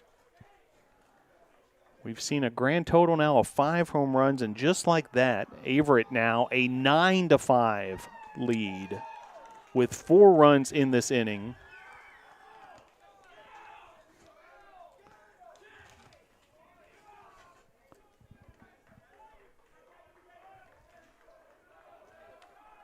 So a turn of events here at Gilcone Field. Now batting the right fielder, number 17, Kevin Zitsky.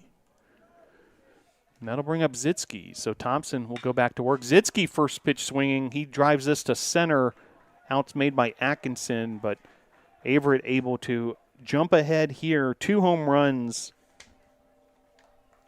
One by Brophy, one by Robbins, both of the 2 RBI variety. And just like that, we'll head to the bottom of the 6th. Your score, Averett 9, Brevard 5.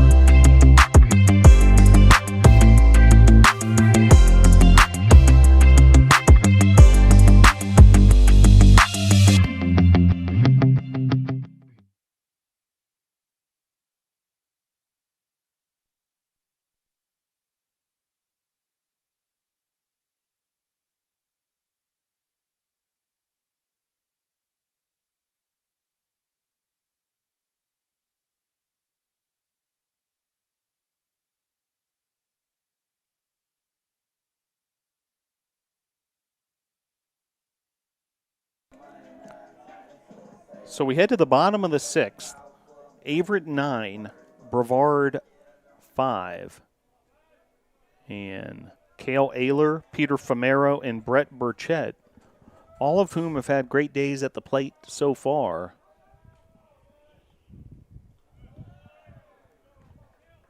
Due up for the Tornadoes, Spicer continuing his outing for the Cougars. After that, top of the 6th, where the Cougars scored 4 runs, home runs by Brophy and Robbins, and now Tornadoes trying to answer yet again. They've done it a couple times already this contest. Last time up, Ayler with a RBI double to right field. Now looking to be a table setter, leading things off here. And this is struck to right field and fly out there to right for out number 1, handled by Zitsky.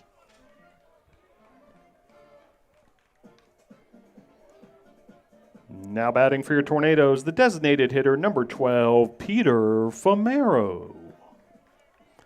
So that'll bring up Famero. Famero with the 2-run home run.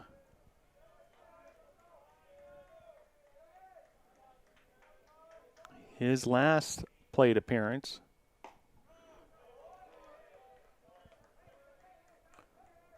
Tornadoes with 3 home runs in this contest.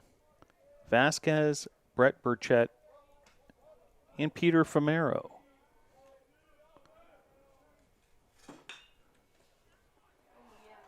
And that's going to be runner aboard for the Tornadoes as Famero able to hammer that down the third base line. I'll bring up Brett Burchett. Now batting for your Tornadoes, catcher number 14, Brett Burchett. So ruled a single down the left field line. Very sharply hit grounder there by Famero. Now another opportunity for Brett Burchett. Burchett hit a bomb earlier in this one.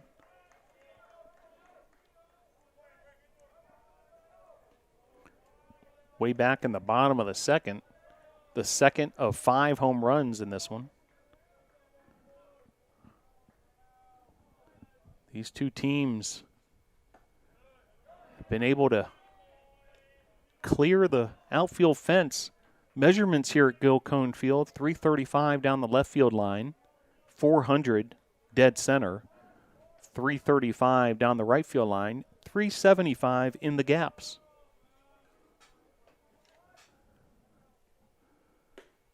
Pitch there off the plate.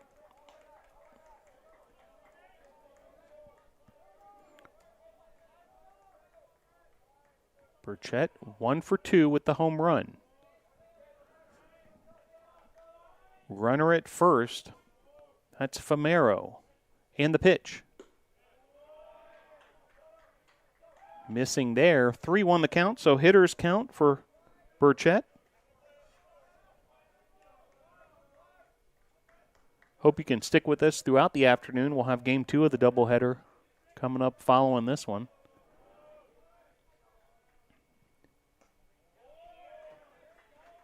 And ball 4 there for Burchett. So 2 aboard now for Jack Atkinson. Might have a pinch hitter here. See, or actually a pitching change potentially. So we'll see what the decisions might be here from either coaching staff. Stick with us. Your score 9-5, Averett on top, bottom of inning number 6.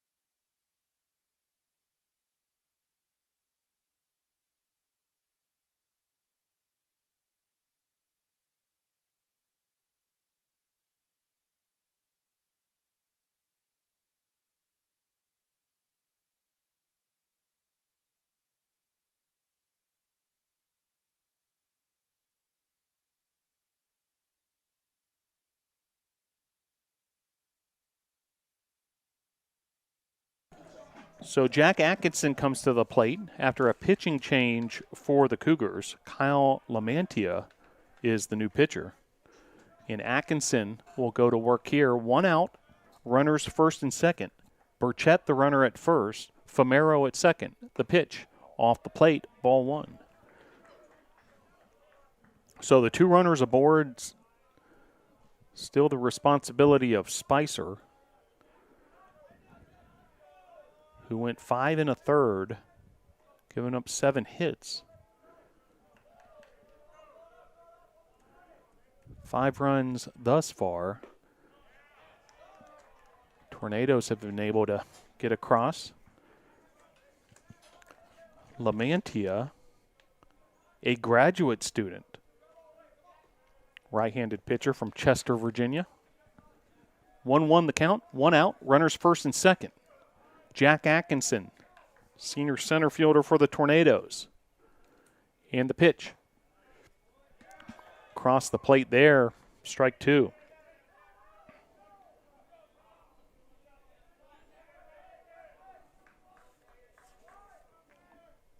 Atkinson out of Piedmont, South Carolina, Wren High School.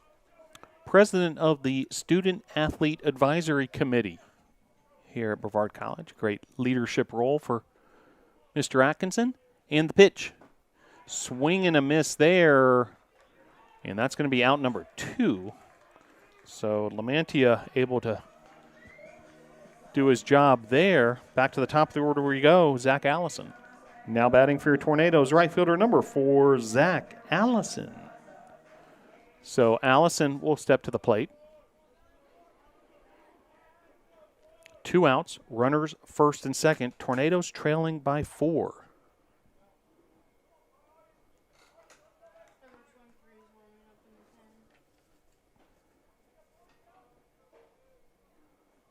More action in the Tornado bullpen. Looks like Noah Webb, left-handed pitcher, up and warming.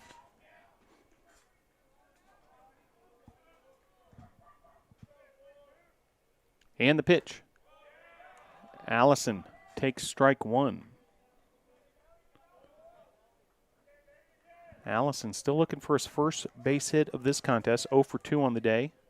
Did reach base via the hit by pitch.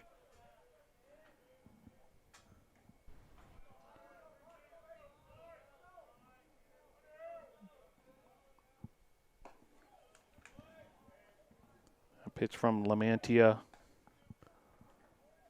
off the plate, 1-1. If the inning continues, Blake Burchett awaits on deck. Jason Jucker in the hole, so top of the order for the Tornadoes. 2 outs here, bottom of inning number 6, 7-inning affair, so down to the final 4 outs for the Tornadoes if they want to mount a comeback.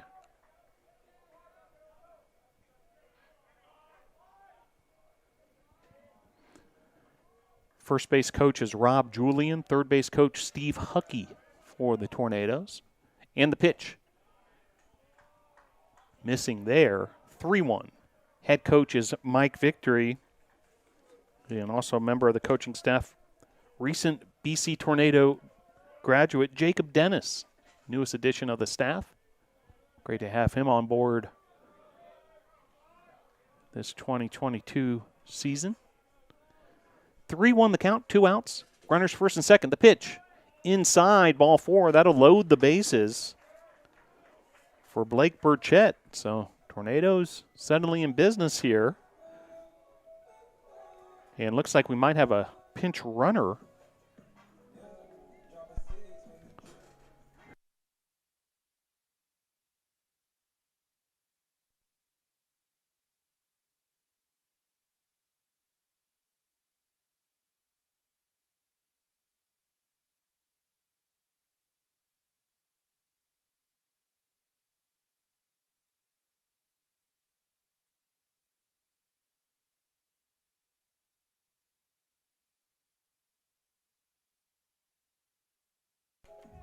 So pinch runner at second, replacing Brett Burchett, is Christian Ezel. He most likely will remain in the game at catcher. Meanwhile, at the plate, Blake Burchett with the bases loaded after that walk to Zach Allison. So Famero is your runner at third. Ezel, your runner at second, and Allison, your runner at first. Bases are loaded for Brett Burchett against the reliever for the Cougars, Kyle Lamantia. So the tying run at the plate with the bases loaded, and now a visit to the mound to talk to Lamantia. Also joining that conference, catcher Zach Proctor for the Cougars. So big opportunity here for the Tornadoes, trailing by 4, but bases loaded.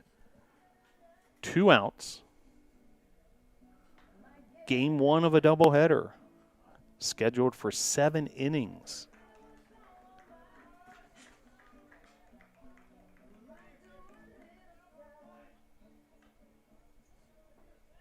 So Back to work will go Blake Burchett. 1-0 the count, 2 outs. The Tornadoes can keep this inning going. Jucker awaits on deck.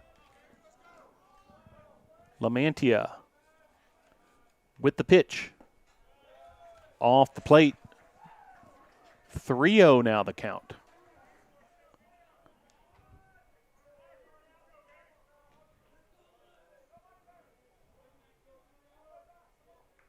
So our apologies. We had the count wrong for a moment there. So looks like 3 balls, no strikes. And the pitch. Ball 4, so that'll walk a run home. And the Tornadoes able to cut into the deficit. Now 9-6 your score. That'll bring up Jason Jucker. Now batting for your Tornadoes, shortstop number 2, Jason Jucker. So another visit to the mound here. And looks like a pitching change for the Cougars. And we'll get back to action here at Gilcone Field. 9-6 your score.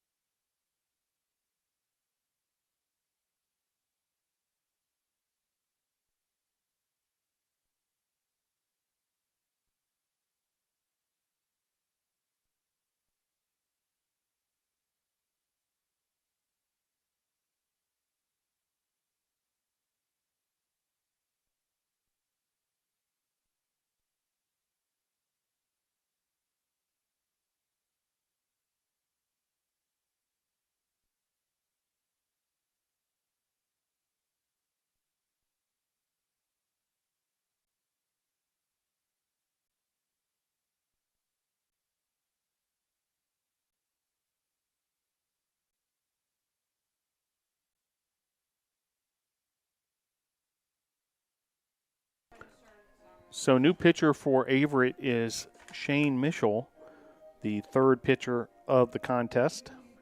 Sophomore out of Richmond, Virginia, Douglas Freeman High School. And Tornadoes, after a bases-loaded walk,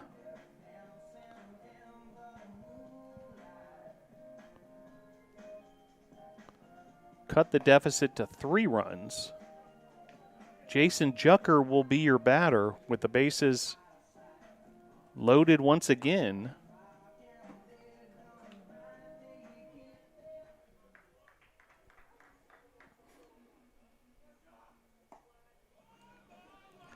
Now batting for your Tornadoes, the shortstop number 2, Jason Jucker. So Jucker, your batter. Runner at 3rd is Ezel. Runner at 2nd is Allison. Runner at 1st is Blake Burchett. 2 outs here. Shane Mischel, the pitcher, and the pitch. Inside, ball 1.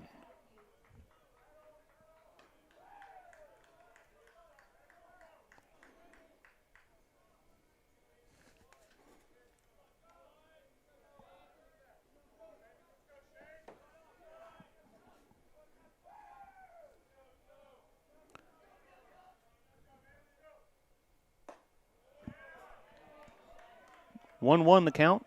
2 outs here. Bases are juiced for Jason Jucker.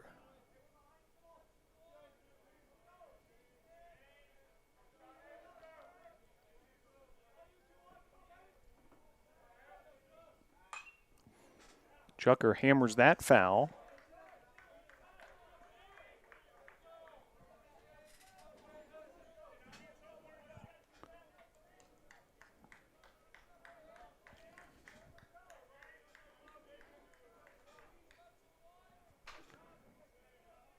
Tornadoes trying to work their way back after trailing 9-5. And the pitch. Grounder there.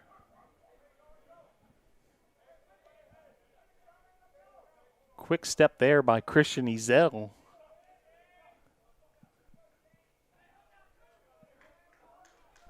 The runner at 3rd, he was inserted as a pinch runner for Brett Burchett.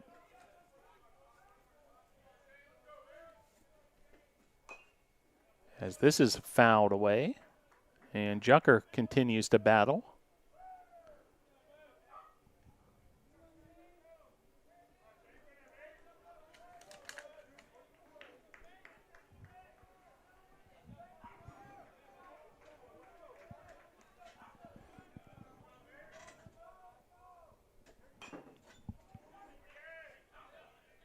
Fouled away there.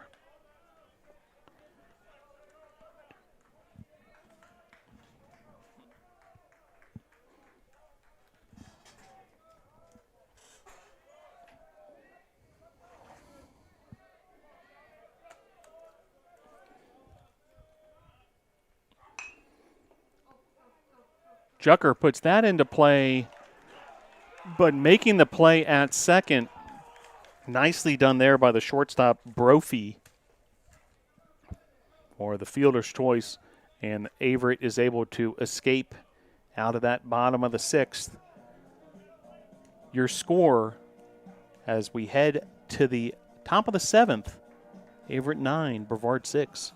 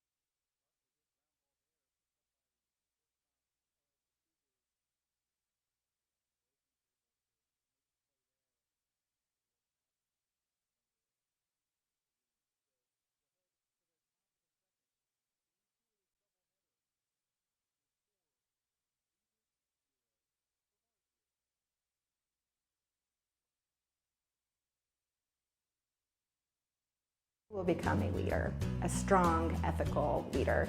And that can be applied to any field, anywhere you go, whatever you do in your professional career. And it'll be a whole lot of fun as you learn those skills. Anybody who is interested in leadership skills and outdoor skills should definitely think about Brevard. It's an incredible place and a great place to be a part of.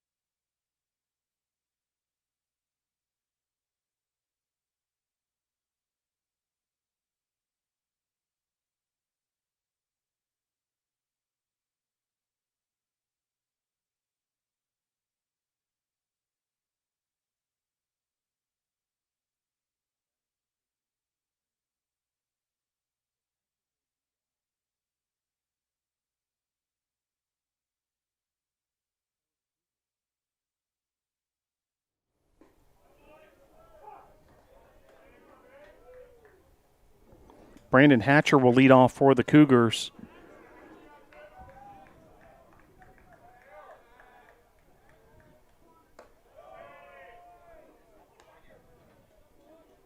And the Tornadoes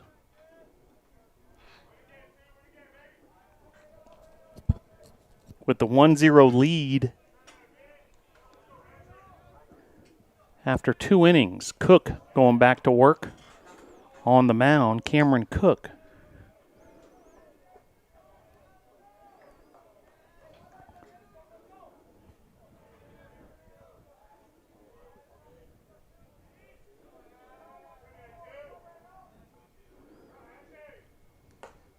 Swing and a miss there. And Cook able to even up the count at 2-2.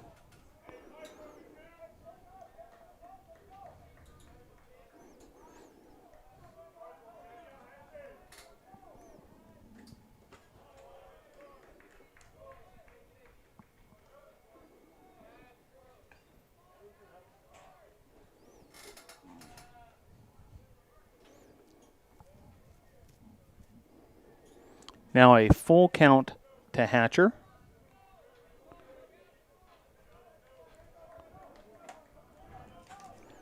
Hatcher, Robbins, and Spicer, the due-ups here for the Cougars. And a diving play there gets by Logan Clark in left, and that's going to be a double. Clark did everything within his power to come up with that play. Tough one out in left field. But a double for Hatcher. That'll bring up Robbins.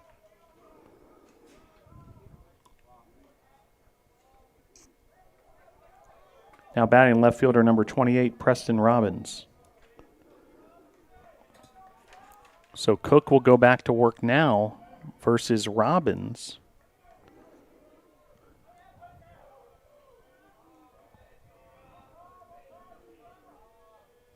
And the pitch from Cook. Robbins lays down a bunt, and put out goes 1-3. However, sacrifice bunt is a success as Robbins able to move over Hatcher to third. Now batting the DH number 38, Avery Spicer. That'll bring up Spicer. We saw Spicer as the starting pitcher in game 1. Threw a lot of pitches, but that doesn't deter him from being the cleanup hitter and designated hitter here in game 2. Meanwhile, base runner on third. That's Hatcher after the sacrifice bunt. Some more action in the Cougars bullpen.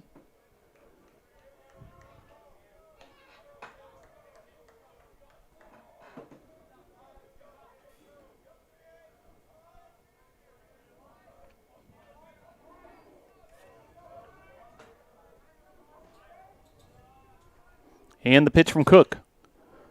Chopper, Jucker, a near impossible play at that part of the infield. That's going to score a run and tie this game up at 1 on that RBI by Avery Spicer.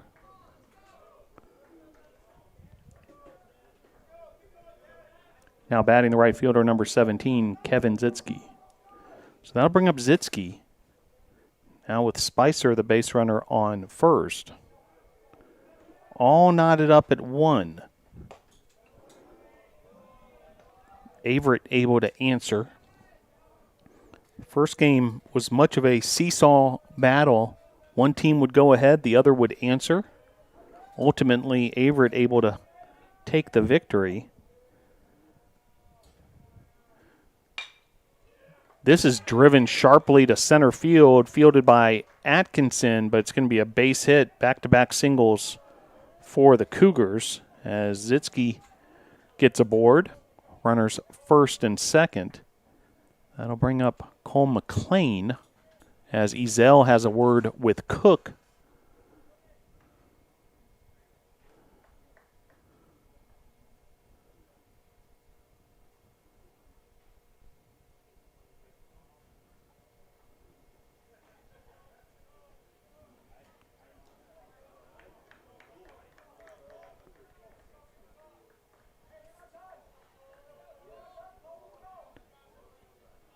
So Ezel talks it through with Cameron Cook, knowing this is a delicate situation here. Runners first and second. Now batting third baseman number 4, Cole McLean. That'll bring up Cole McLean.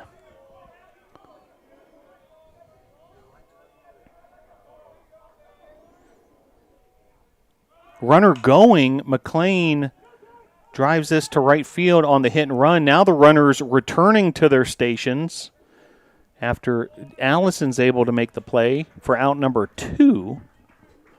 So the hit and run was on there. Some aggressive baseball by the Cougars. However, Allison and the Tornadoes able to keep things in check. Out number 2. Now batting catcher number 37, Zach Proctor. That'll bring up Proctor.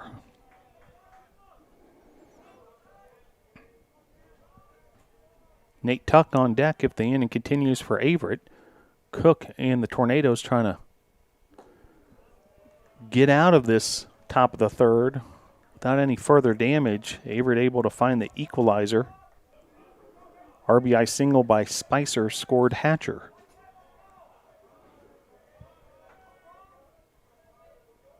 And the 1-0. Lifted to right field.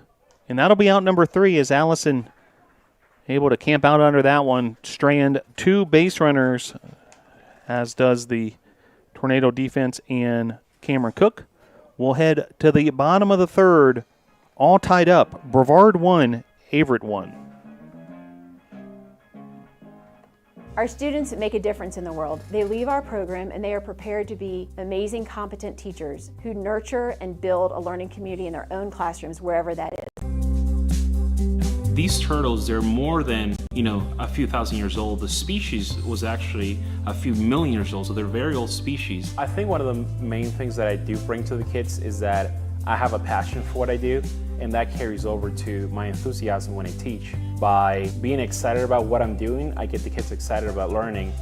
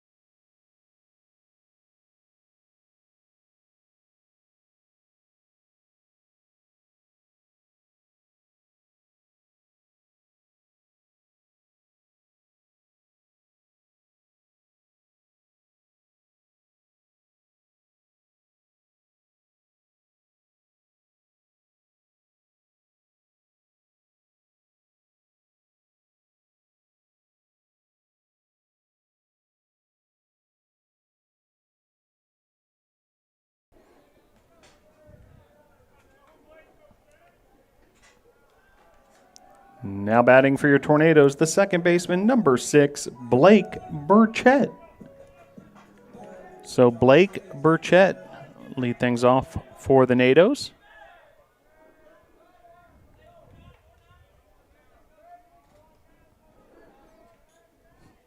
All tied up at 1.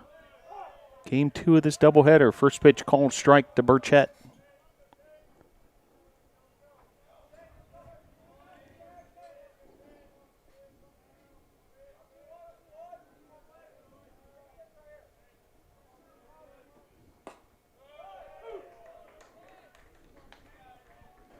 Oh, 2 the count.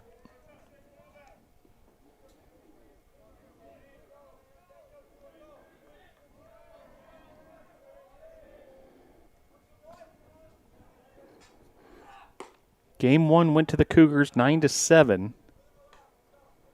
Big difference there was a 4-run 6th inning by Averett, where they hit 2 home runs. Tornadoes had 3 home runs in the contest themselves.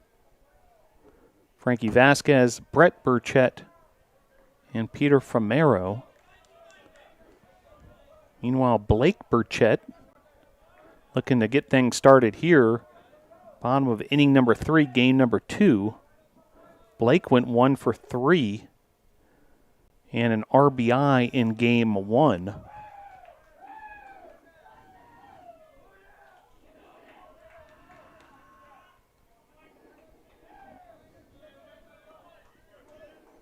Full count to Burchett.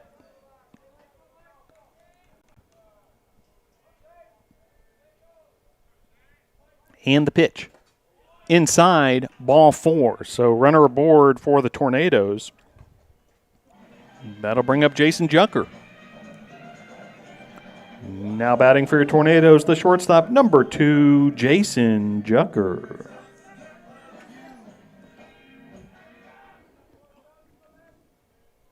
So with a base runner aboard and some speed on the base paths in the form of Blake Burchett, Jason Jucker coming to the plate. First pitch to Jucker. Sharply hit up the middle of the infield, but very nicely done by the Cougars to turn the double play. Textbook defense there by Averett. And just like that, 2 down. Now batting for your Tornadoes, left fielder number 15, Logan Clark. So that'll bring up Logan Clark, but 2 base runners erased on the double play.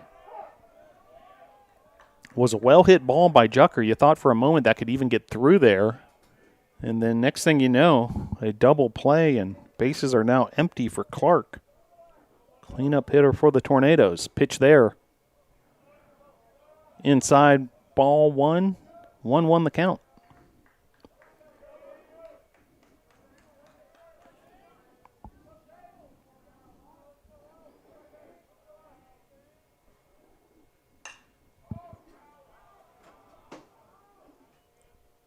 Fouled off there. 1-2 the count. Well, if you're coming out tomorrow, you might want to come out a little early because women's lacrosse will be in action at Islamel Family Field. A noon start for that one, so you could get 2 for the price of 1.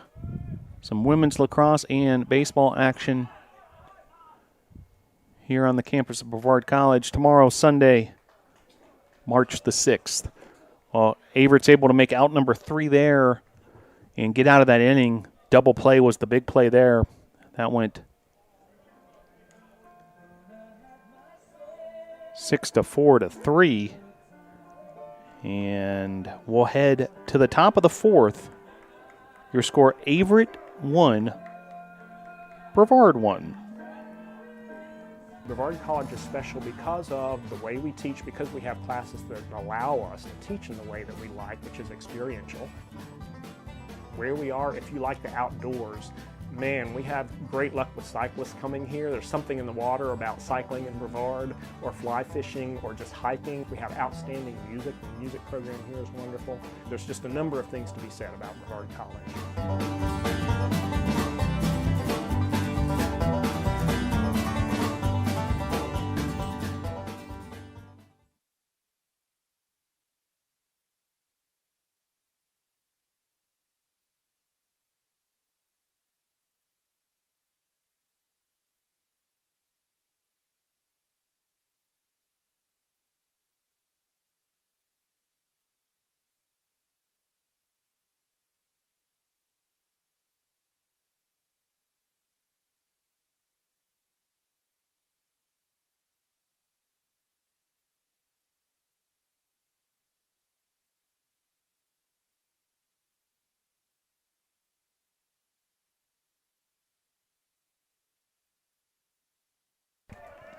So Tuck will lead off for the Cougars.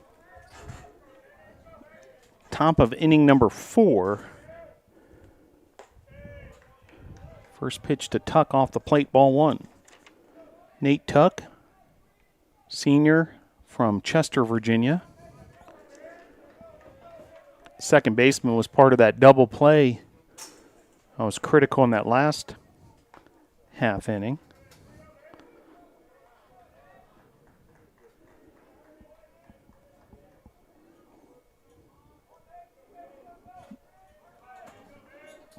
Cook continuing his outing, beginning his 4th inning of work.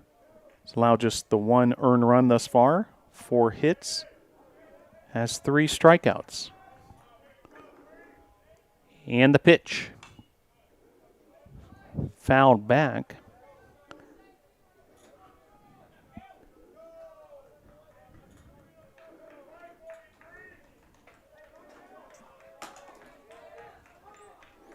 Well, we mentioned women's lacrosse in action tomorrow, softball in action on Monday. That doubleheader at the BC softball field begins at 12 noon versus Pikeville. Foul tip there, and that'll be a strikeout as Tuck is retired.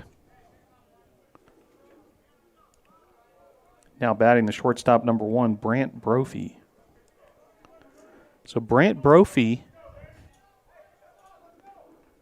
will step to the plate. After strikeout number 4 for Cameron Cook, retiring Tuck. Bases empty. Top of inning number 4. 1 out. And this is popped up to shallow center field. Jack Atkinson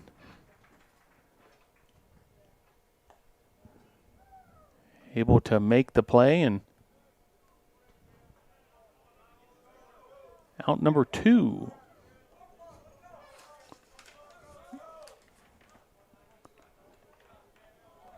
Now batting center fielder number 9, Nolan McCabe. So McCabe, the batter, back to the top of the order.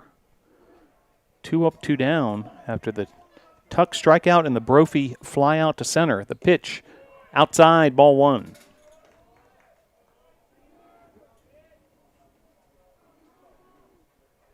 Following this 3-game series for the NATOs, a neutral site contest down in Lexington, South Carolina, as Ezel in foul territory able to make the play. So in foul territory, Christian Ezel able to make out number 3. And the Tornadoes will head now to the bottom of the 4th. Your score, Averett 1, Brevard 1.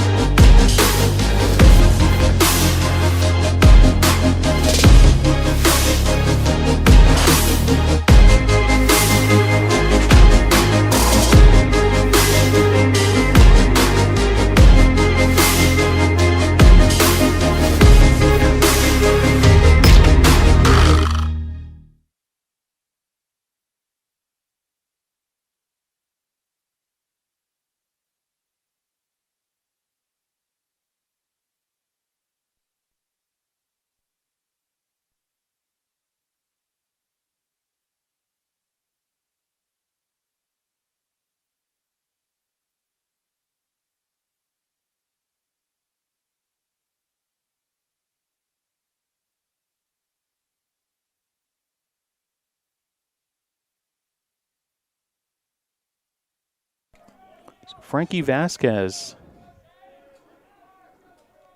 will step to the plate.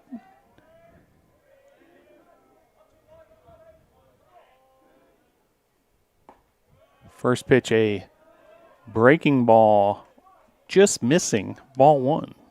Vasquez, Ayler, and Famero due up for the Tornadoes this frame. All tied up at 1. And the pitch. Off the plate, ball 2.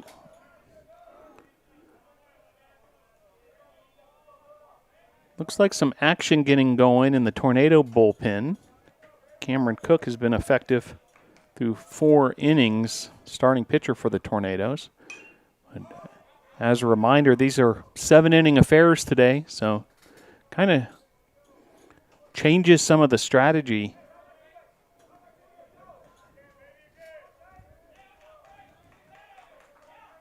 potentially as far as use of the bullpen and trying to get to those late innings. As this is driven through the left side of the infield for a base hit. And Frankie Vasquez is aboard. Here's Cale Ayler. Now batting for your Tornadoes, the first baseman, number 26, Cale Ayler.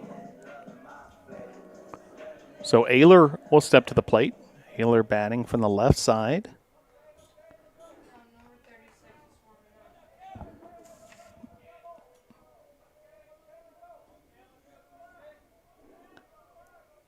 Tanner Charlette, the Tornado, warming up in the bullpen, getting a report that Tanner's up and throwing.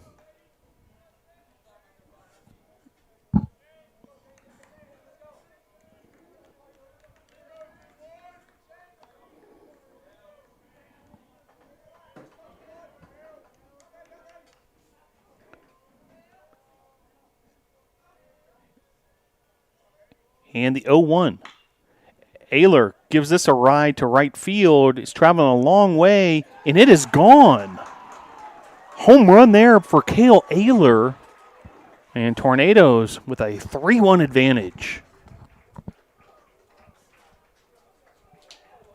Touch 'em all, Cale Ayler. That's a Tornado home run for number 26, Cale Ayler.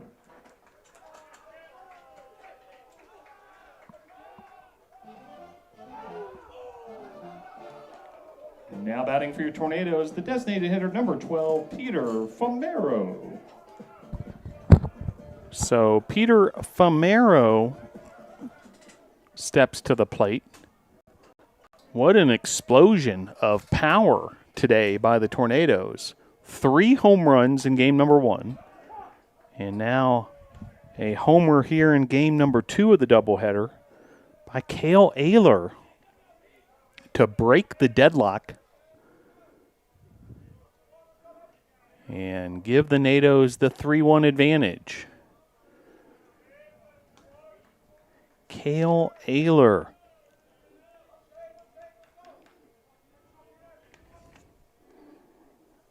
The freshman from Charlotte Cox Mill High School.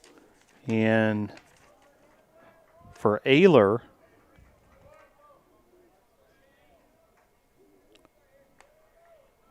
the Tornado freshman, first collegiate home run. So congratulations, Cale Ayler. Hopefully the first of many here at Gilcone Field for him. And Tornadoes bats have come alive today. 4 home runs through 11 innings of play so far. Game 2 of this doubleheader. Each game scheduled for 7. 2-2 the count now to Famero.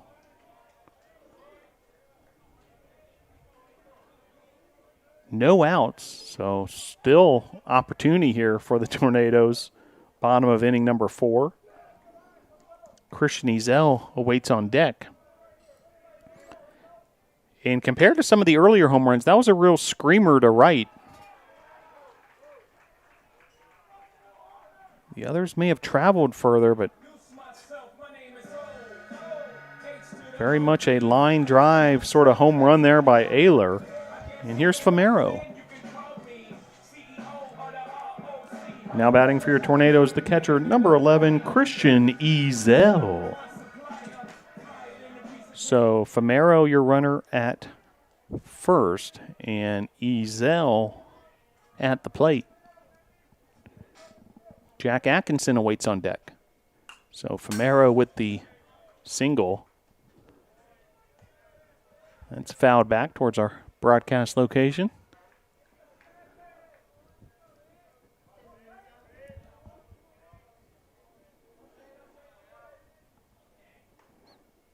And the pitch to Ezel.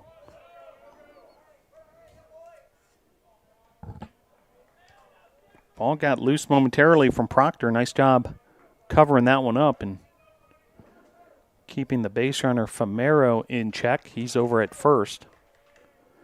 Action in the Cougars bullpen. This is hammered to deep center field, and that is gone. Another home run by the Tornadoes. What's becoming a remarkable afternoon of the long ball. Touch 'em all, Christian Ezel. That's another Tornado home run by number 11, Christian Ezel. So Christian Ezel goes yard, and that one deep to pretty much the deepest part of the park. And with that, a trip to the mound for the Cougars, and the Tornadoes now with a 5-1 advantage here at Gilcone Field.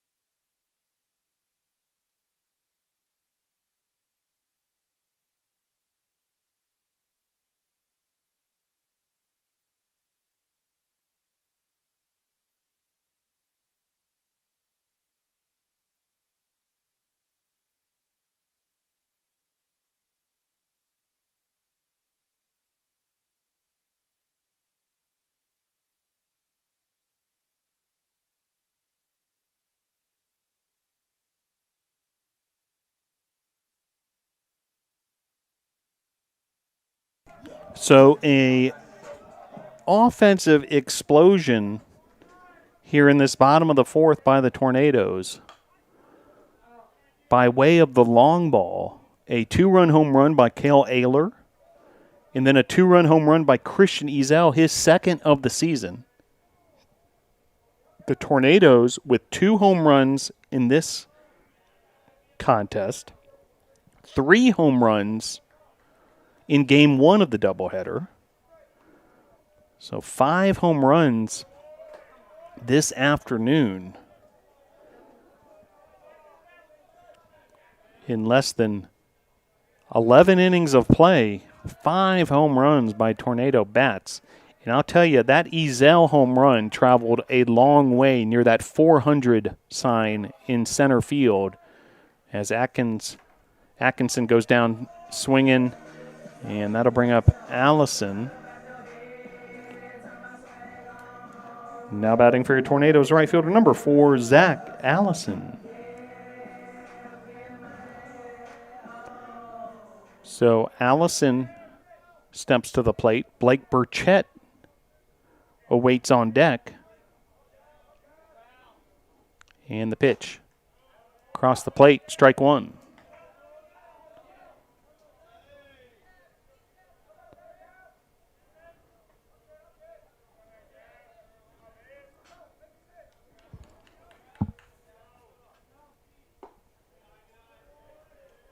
One the count to Allison. Game was all tied up at 1 until this 4-run bottom of the fourth. The 2 home runs from the Tornado bats, Ezel and Ayler. 2-1 now the count to Allison.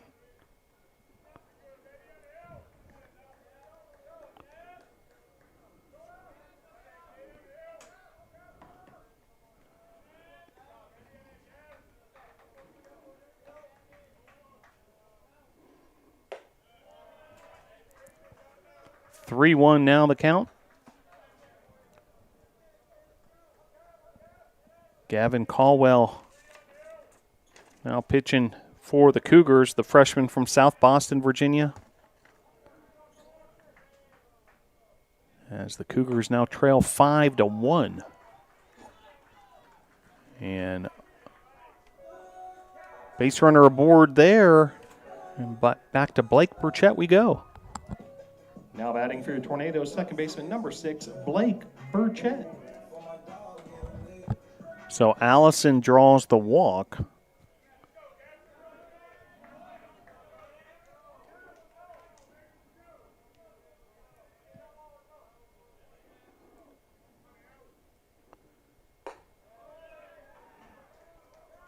First pitch to Blake Burchett, a ball from Caldwell.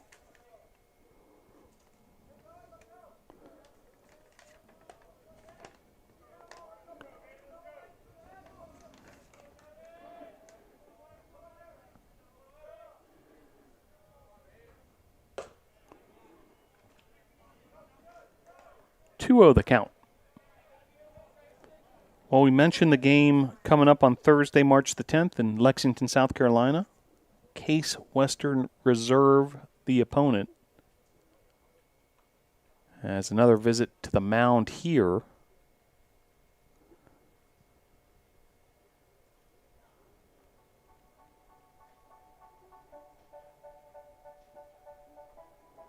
And certainly from the Cougars' perspective,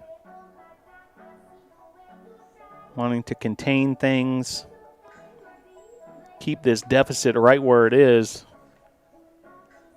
Tornadoes have stormed ahead 5-1. Tornadoes certainly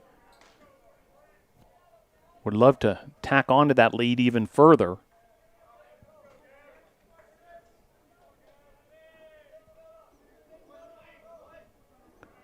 Base runner at first, the speedy Zach Allison. Blake Burchett, your batter. Still just one out here. Inning number 4.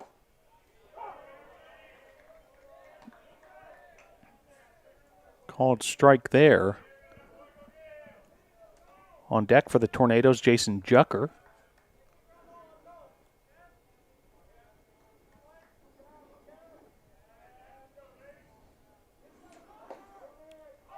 Runner going, and there's a stolen base for Allison.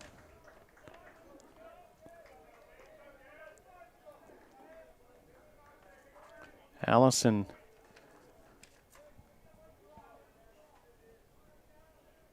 very effective on those base paths.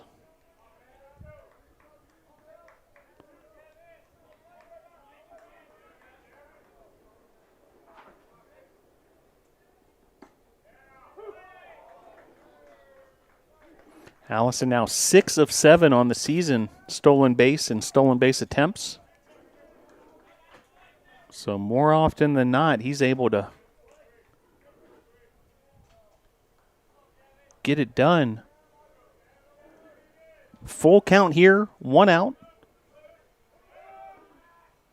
And keeping an eye there on Allison, Caldwell takes a look to second base.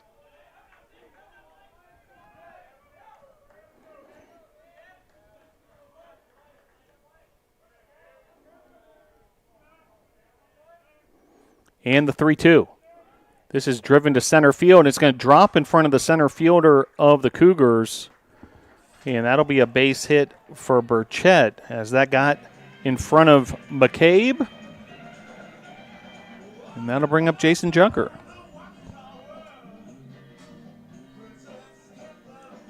Now batting for your Tornadoes, shortstop number 2, Jason Jucker.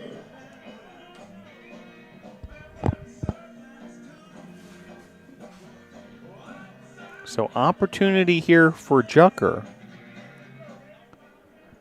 on the Blake Burchett single. Allison now at third after he stole second. So runners on the corners, just 1 out here. Bottom of inning number 4. Tornadoes have already scored 4 runs in this frame.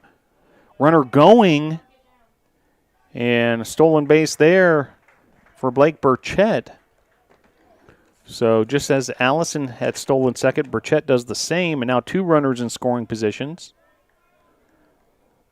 Blake Burchett, that's his 10th stolen base on the year.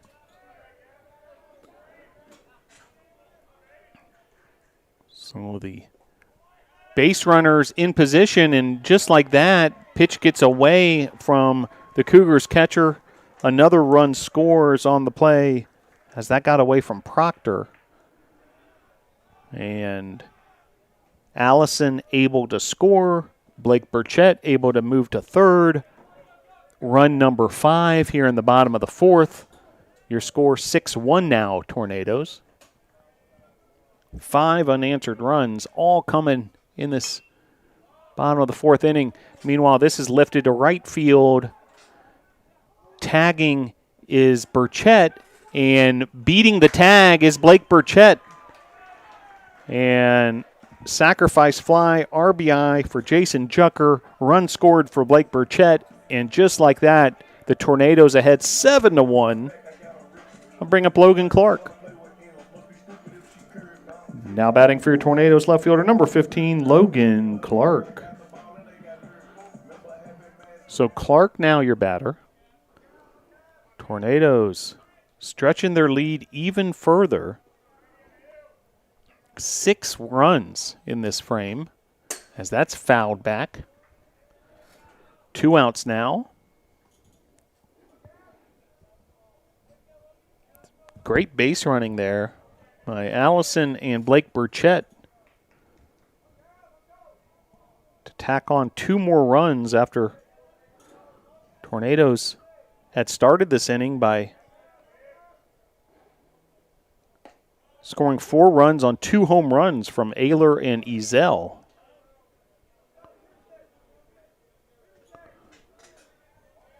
Logan Clark, meanwhile, the 9th batter this inning for the Tornadoes. This inning started with Frankie Vasquez, who waits on deck. Vasquez with a single to start this inning. Then Ayler hit a home run to score Vasquez. Famero then singled, and then Ezel homered to score Famero. So after those two-run home runs, Allison got on base via the walk, and then Blake Burchett with a single. Those runners were able to advance, a couple stolen bases. Opportunistic base running on a wild pitch as well. And then just like that, after a sacrifice fly RBI by Jucker scoring Burchett, Tornadoes with 6 runs here in the bottom of the 4th and a 7-1 advantage here in Game 2 of this doubleheader.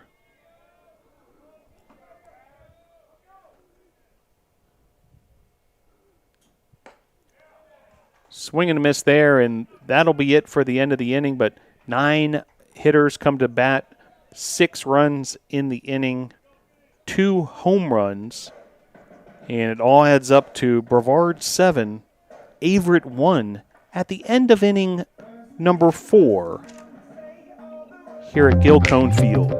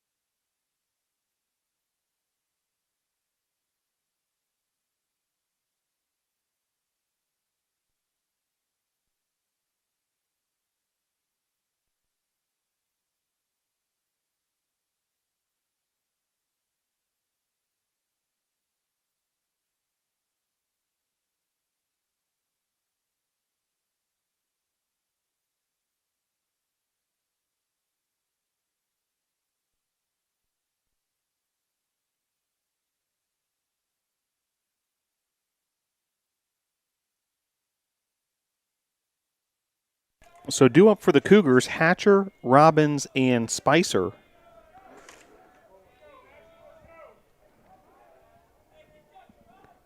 And the Cougars now have to deal with a 6-run deficit after that explosion by the Tornadoes in the bottom of the 4th.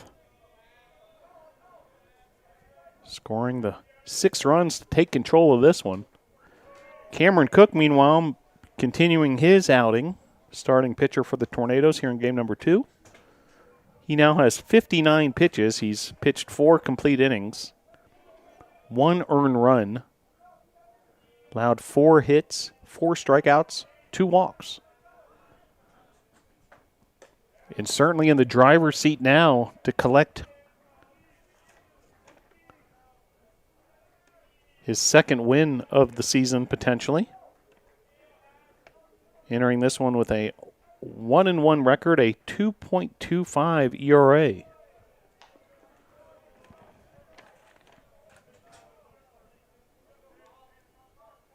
And a trip to the mound now. It's going to be assistant coach Rob Julian to talk things through with Cook. Also the rest of the Tornado infield joining that conference.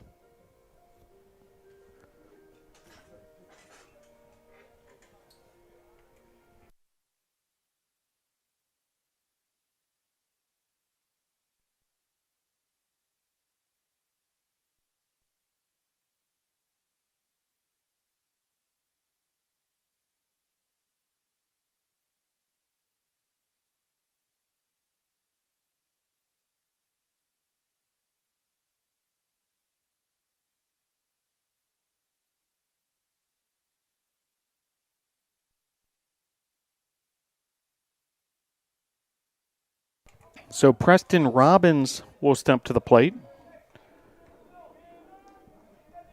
Runner at first after the Hatcher walk, and Cook get the sign from Ezel. That pitch misses inside, ball 1.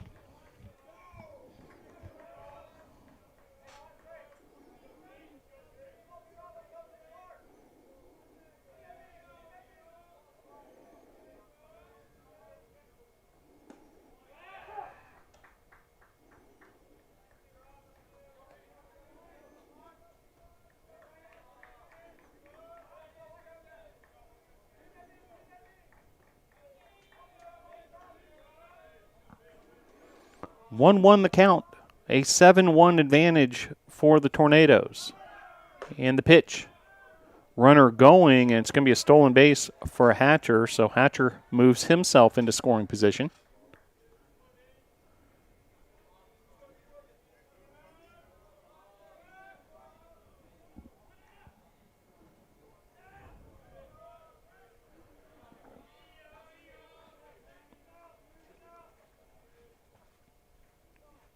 And the pitch. Just missing inside, 3-1.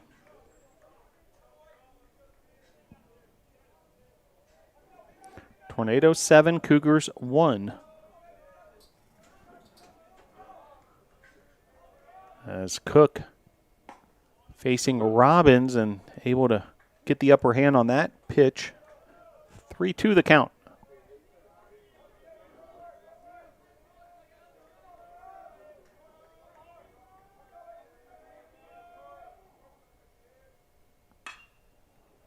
Robbins. This is well struck, handled by Clark in left field. Then Clark fires that back into the Tornado infield to keep the runners in check.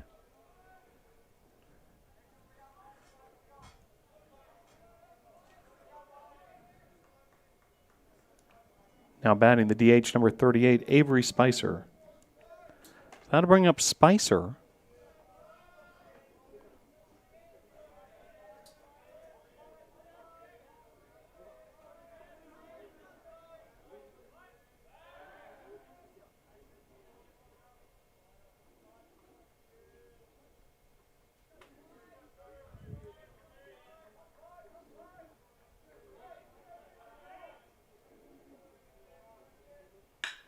Spicer lines this to left field. Clark with the throw handled there by Vasquez. So runners now first and third for the Cougars after the Spicer single. Now batting the right fielder, number 17, Kevin Zitsky. So Zitsky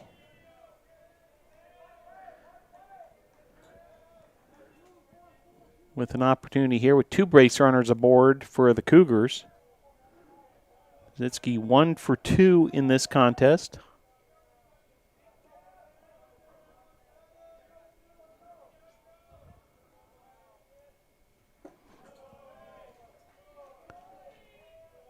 Spicer, by the way, after that base hit, 3 for 3 on the day. That's after being the starting pitcher in game number 1 of this doubleheader.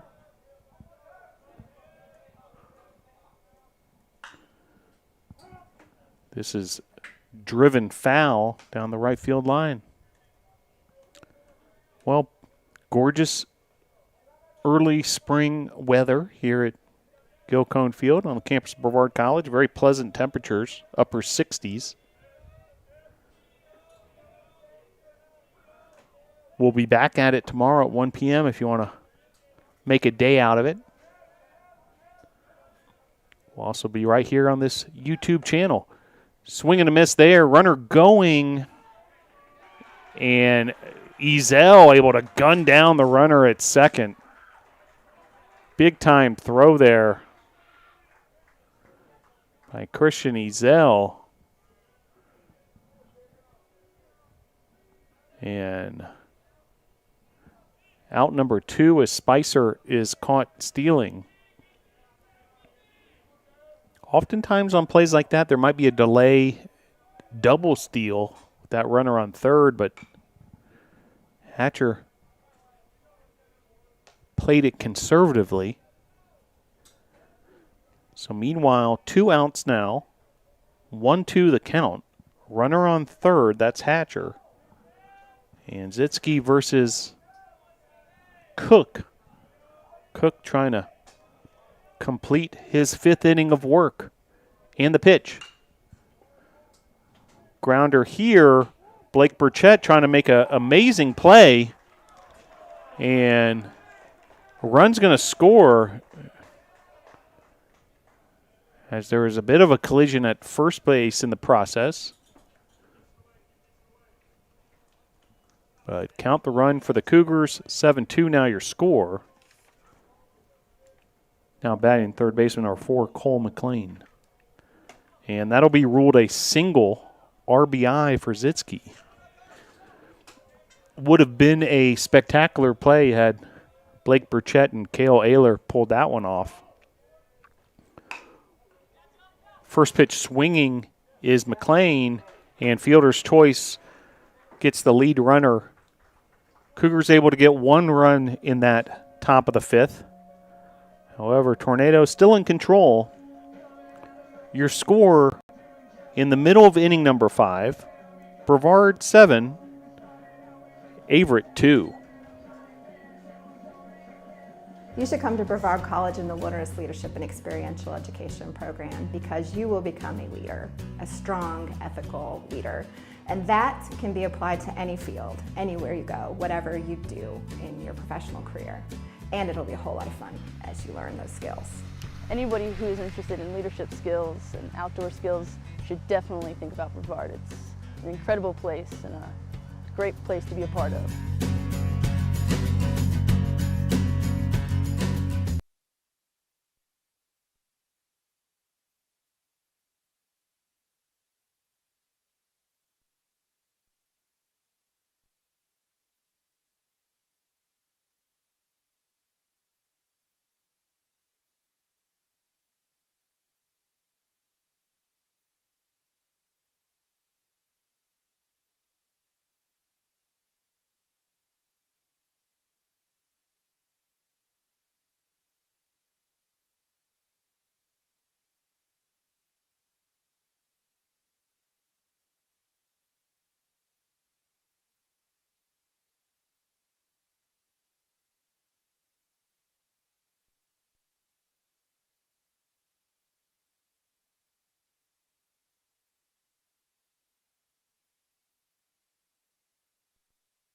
So Frankie Vasquez will lead things off here for the Tornadoes. Bottom of the 5th inning. Vasquez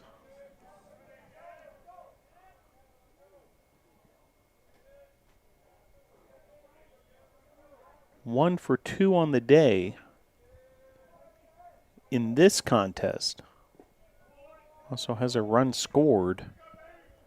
He got things started in that big 4th inning with a single. And Cale Ayler with a bomb brought him home.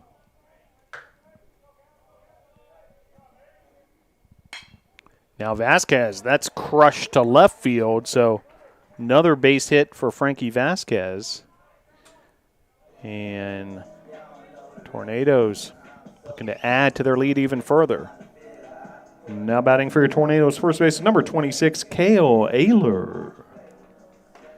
So I'll bring up Ayler. Another trip to the mound for the Cougars right after Ayler was announced.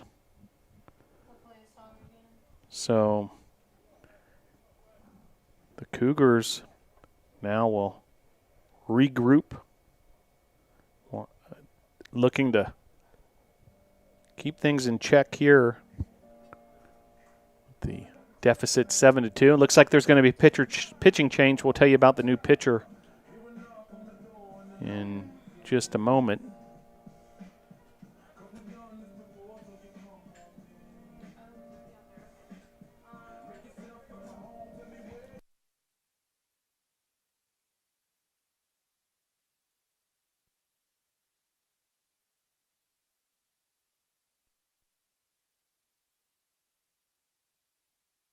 So Wesley Payne, the new pitcher for the Cougars.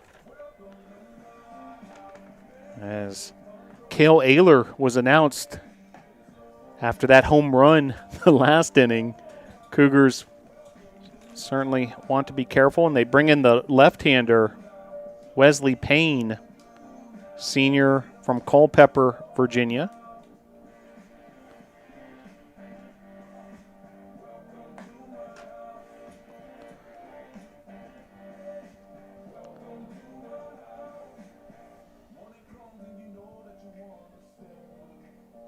Averett 2-8 on the season. The Tornadoes 7-5.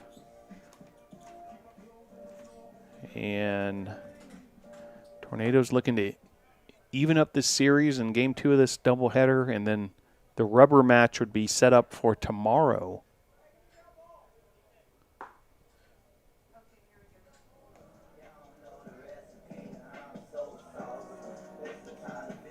Now batting for your Tornadoes, first baseman number 26, Cale Ayler.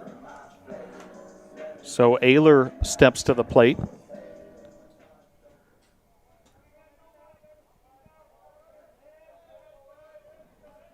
After the 2-run bomb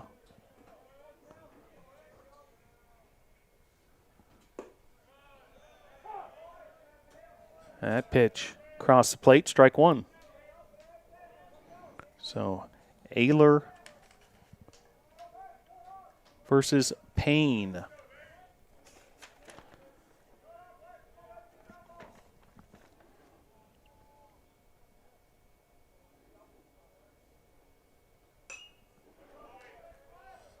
This is driven foul, well up Savannah Hill. Hill located beyond the left field line. Also home to a mountain bike downhill track and also some short track capabilities.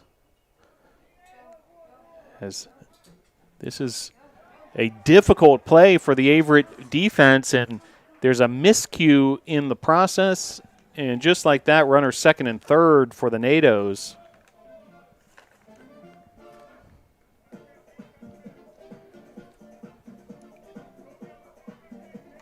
Now batting for your Tornadoes, the DH number 12, Peter Famero. So runners second and third.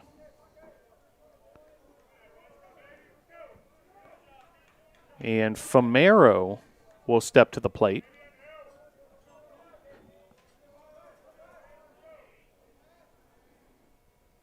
First pitch to Famero. Across the plate. Called strike. Christian Ezel waits on deck.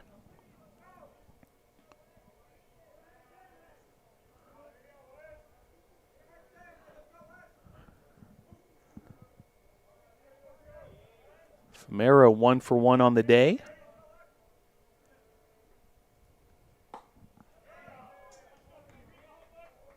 Also with a run scored, a walk as well.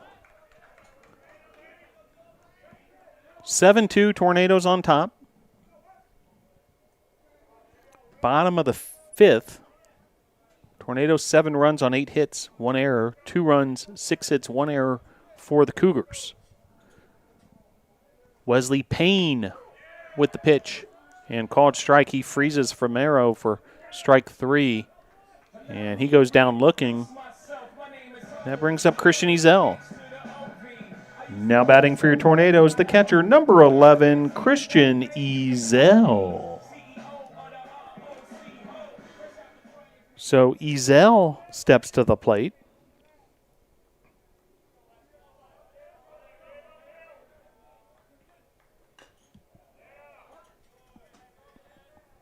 And Ezel fouls off that initial offering by Payne.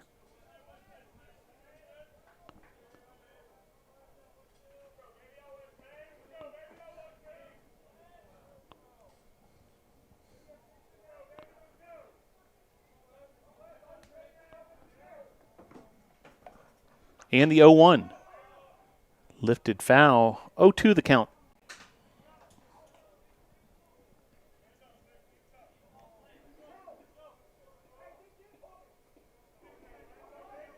Ayler, the base runner, on second. Vasquez, the runner, on third. That last play from Ayler, if you're wondering, if you're scoring at home, a single, infield single, but then advanced to second on a throwing error by the first baseman. Bit of a complicated play there, but bottom line is runners second and third. Now 1 out. And Christian Ezel, who hit an absolute bomb the last inning to dead center field. And he's blasted this deep. And that, for a moment there, had members of NATO Nation to the edge of their seat thinking he might have gone yard yet again, but it ended up curling foul beyond that 335 sign, deep left field. Ezel with 2 home runs on the year. And big swing there. One of those home run cuts again, but comes up empty. 2 outs now. Back-to-back strikeouts for Payne. Now batting for your Tornadoes, center fielder, number 9, Jack Atkinson. So Atkinson now your batter. 2 outs, runners second and third.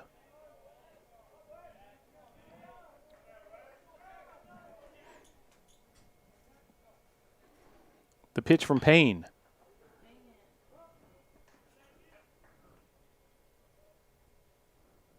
Atkinson laid down a bunt there. It ends up rolling a foul up the third base line.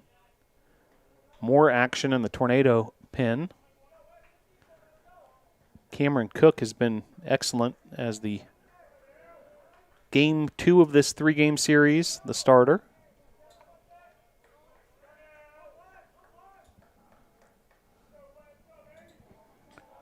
Meanwhile, Wesley Payne, he's the 4th pitcher already for the Cougars in this one, as that's lined to center field for out number 3. So 2 runners are stranded. Tornadoes able to head to the top of the 6th, enjoying a 7-2 lead here at Gil Cone Field.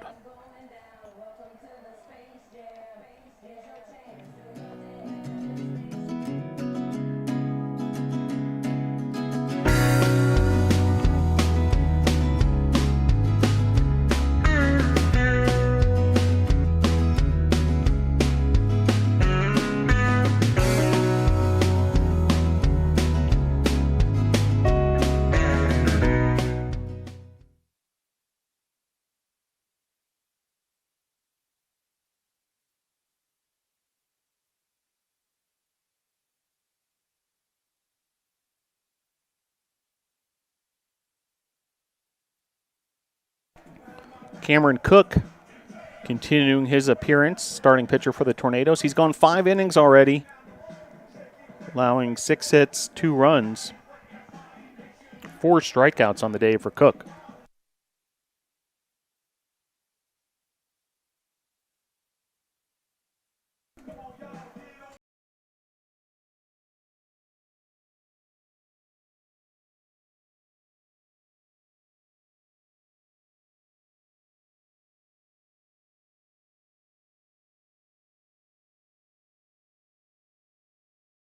Proctor, Tuck, and Brophy as we head to the top of the 6th here at Gilcone Field, game 2 of the doubleheader.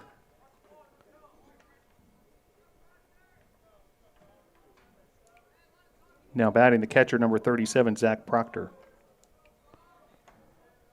So Proctor will lead things off. He's the starting catcher for the Cougars, 0 for 1 on the day. And Cook will go back to work. This will be his 75th pitch, and it just misses high, ball 1. Well, glad you're able to join us here at Gilcone Field on the campus of Brevard College. And the pitch. Missing high once again, 2-0. Spring break has begun for the Tornadoes student body. Opportunity for the spring sports to get a lot of action in. Between the sports of softball, baseball, men's lacrosse, women's lacrosse, and men's and women's tennis, a grand total of 30 contests will be played over spring break. Some right here on the campus of Brevard College, including this series and women's lacrosse tomorrow and softball on Monday. Men's lacrosse next weekend as well. As this is driven to left field, and a diving play there by Logan Clark. A web gem from Clark. Very nicely done. Logan Clark out there and left for out number 1. Now batting second baseman number 3, Nate Tuck. So Nate Tuck will step to the plate. We've seen a couple of those spectacular plays by Tornado outfielders today. Atkinson had one in the opening inning of game 1. Then a great play there from Logan Clark in left field.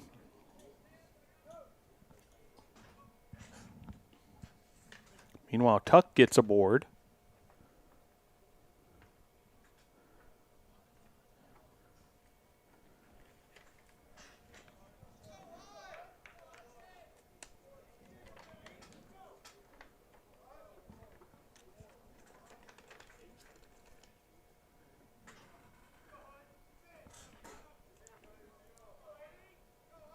Now batting number 8, Hudson Rowe. So pinch hitter here for the Cougars. Hudson Rowe will pinch hit for Brophy in that 9 hole. So Rowe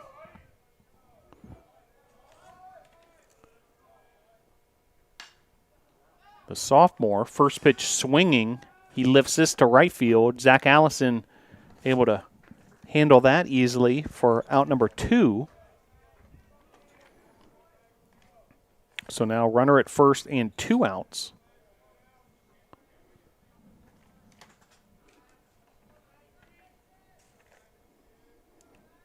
Now batting number 11, Jason Maggs. So that'll bring up another pinch hitter. Now Jason Maggs.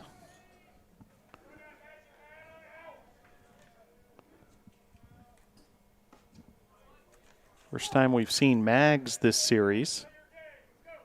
Senior from Mount Holly, North Carolina, Stuart Kramer High School.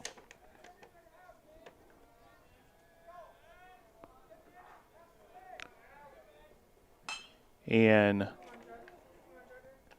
right up the middle there, able to make the fielder's choice.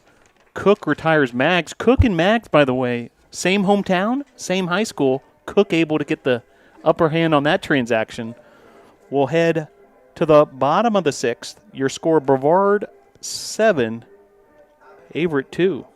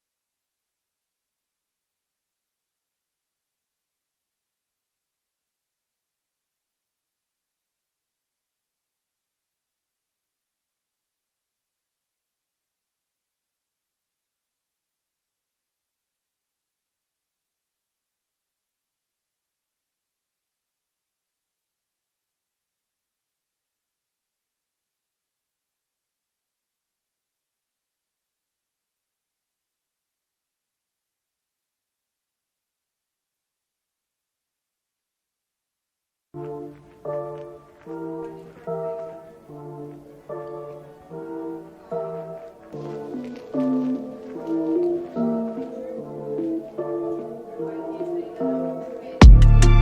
35.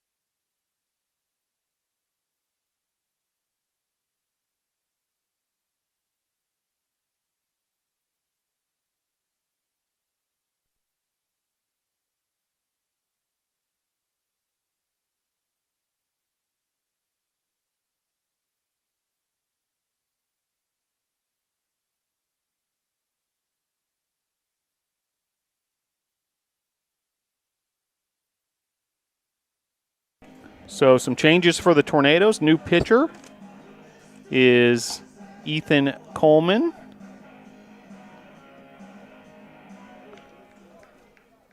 Also a new catcher, Tristan Robinson. New first baseman as well. That's Adam Rushing.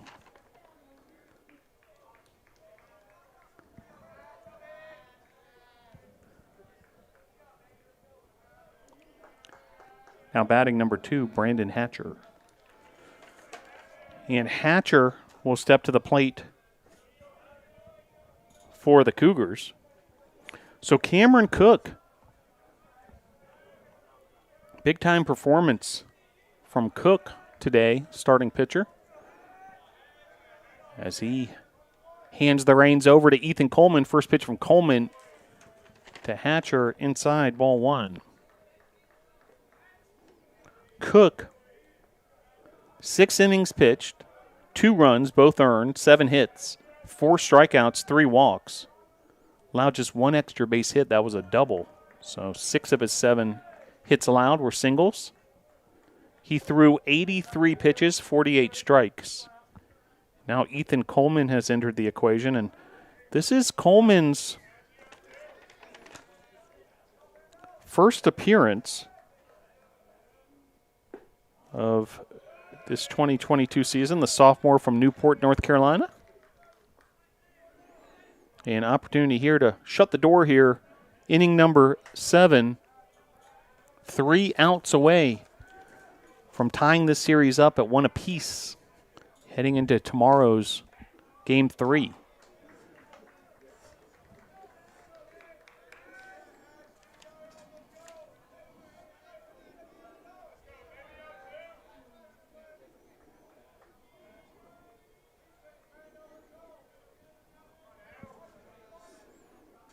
(10-2) Tornadoes on top. And drawing a walk there is Hatcher.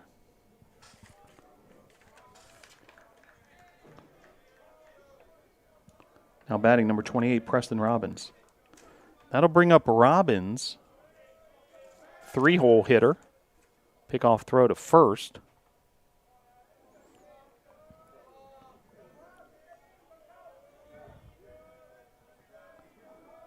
Approaching the 5 p.m. Eastern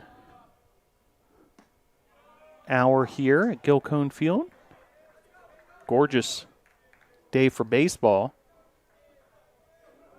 Pleasant temperatures in the upper 60s. 0-1 the count to Robbins. And the pitch, runner going, and Hatcher's able to get in there safely. Tristan Robinson, new catcher for the Tornadoes, firing that off second base, but Hatcher able to move himself into scoring position. Well, hope you can come out to Brevard College tomorrow. Tornadoes women's lacrosse begins at noon at Islawell Family Field. Game 3 of the series here at 1 p.m. And Coleman with the strikeout there. Now 2 outs away. Now batting number 38, Avery Spicer. So that'll bring up Spicer. 3 for 3 on the day. After a starting pitching appearance in game number 1. Called strike 1 there to Spicer. Ethan Coleman trying to finish things off here for the NATOs.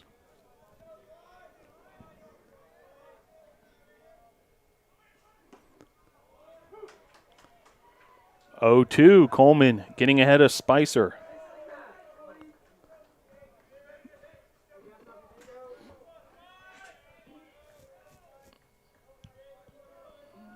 Nice crowd here at Gil Cone Field.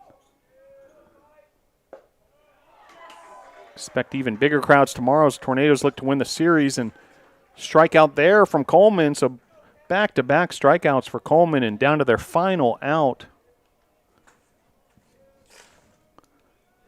Now batting number 17, Kevin Zitzke. Zitzke from the left side. And Coleman, first pitch swinging Zitzke, and that dribbles foul. So down to their final out, trailing 10-2, Averett. And the Tornadoes and the fans here at Gil Cone Field starting to sense that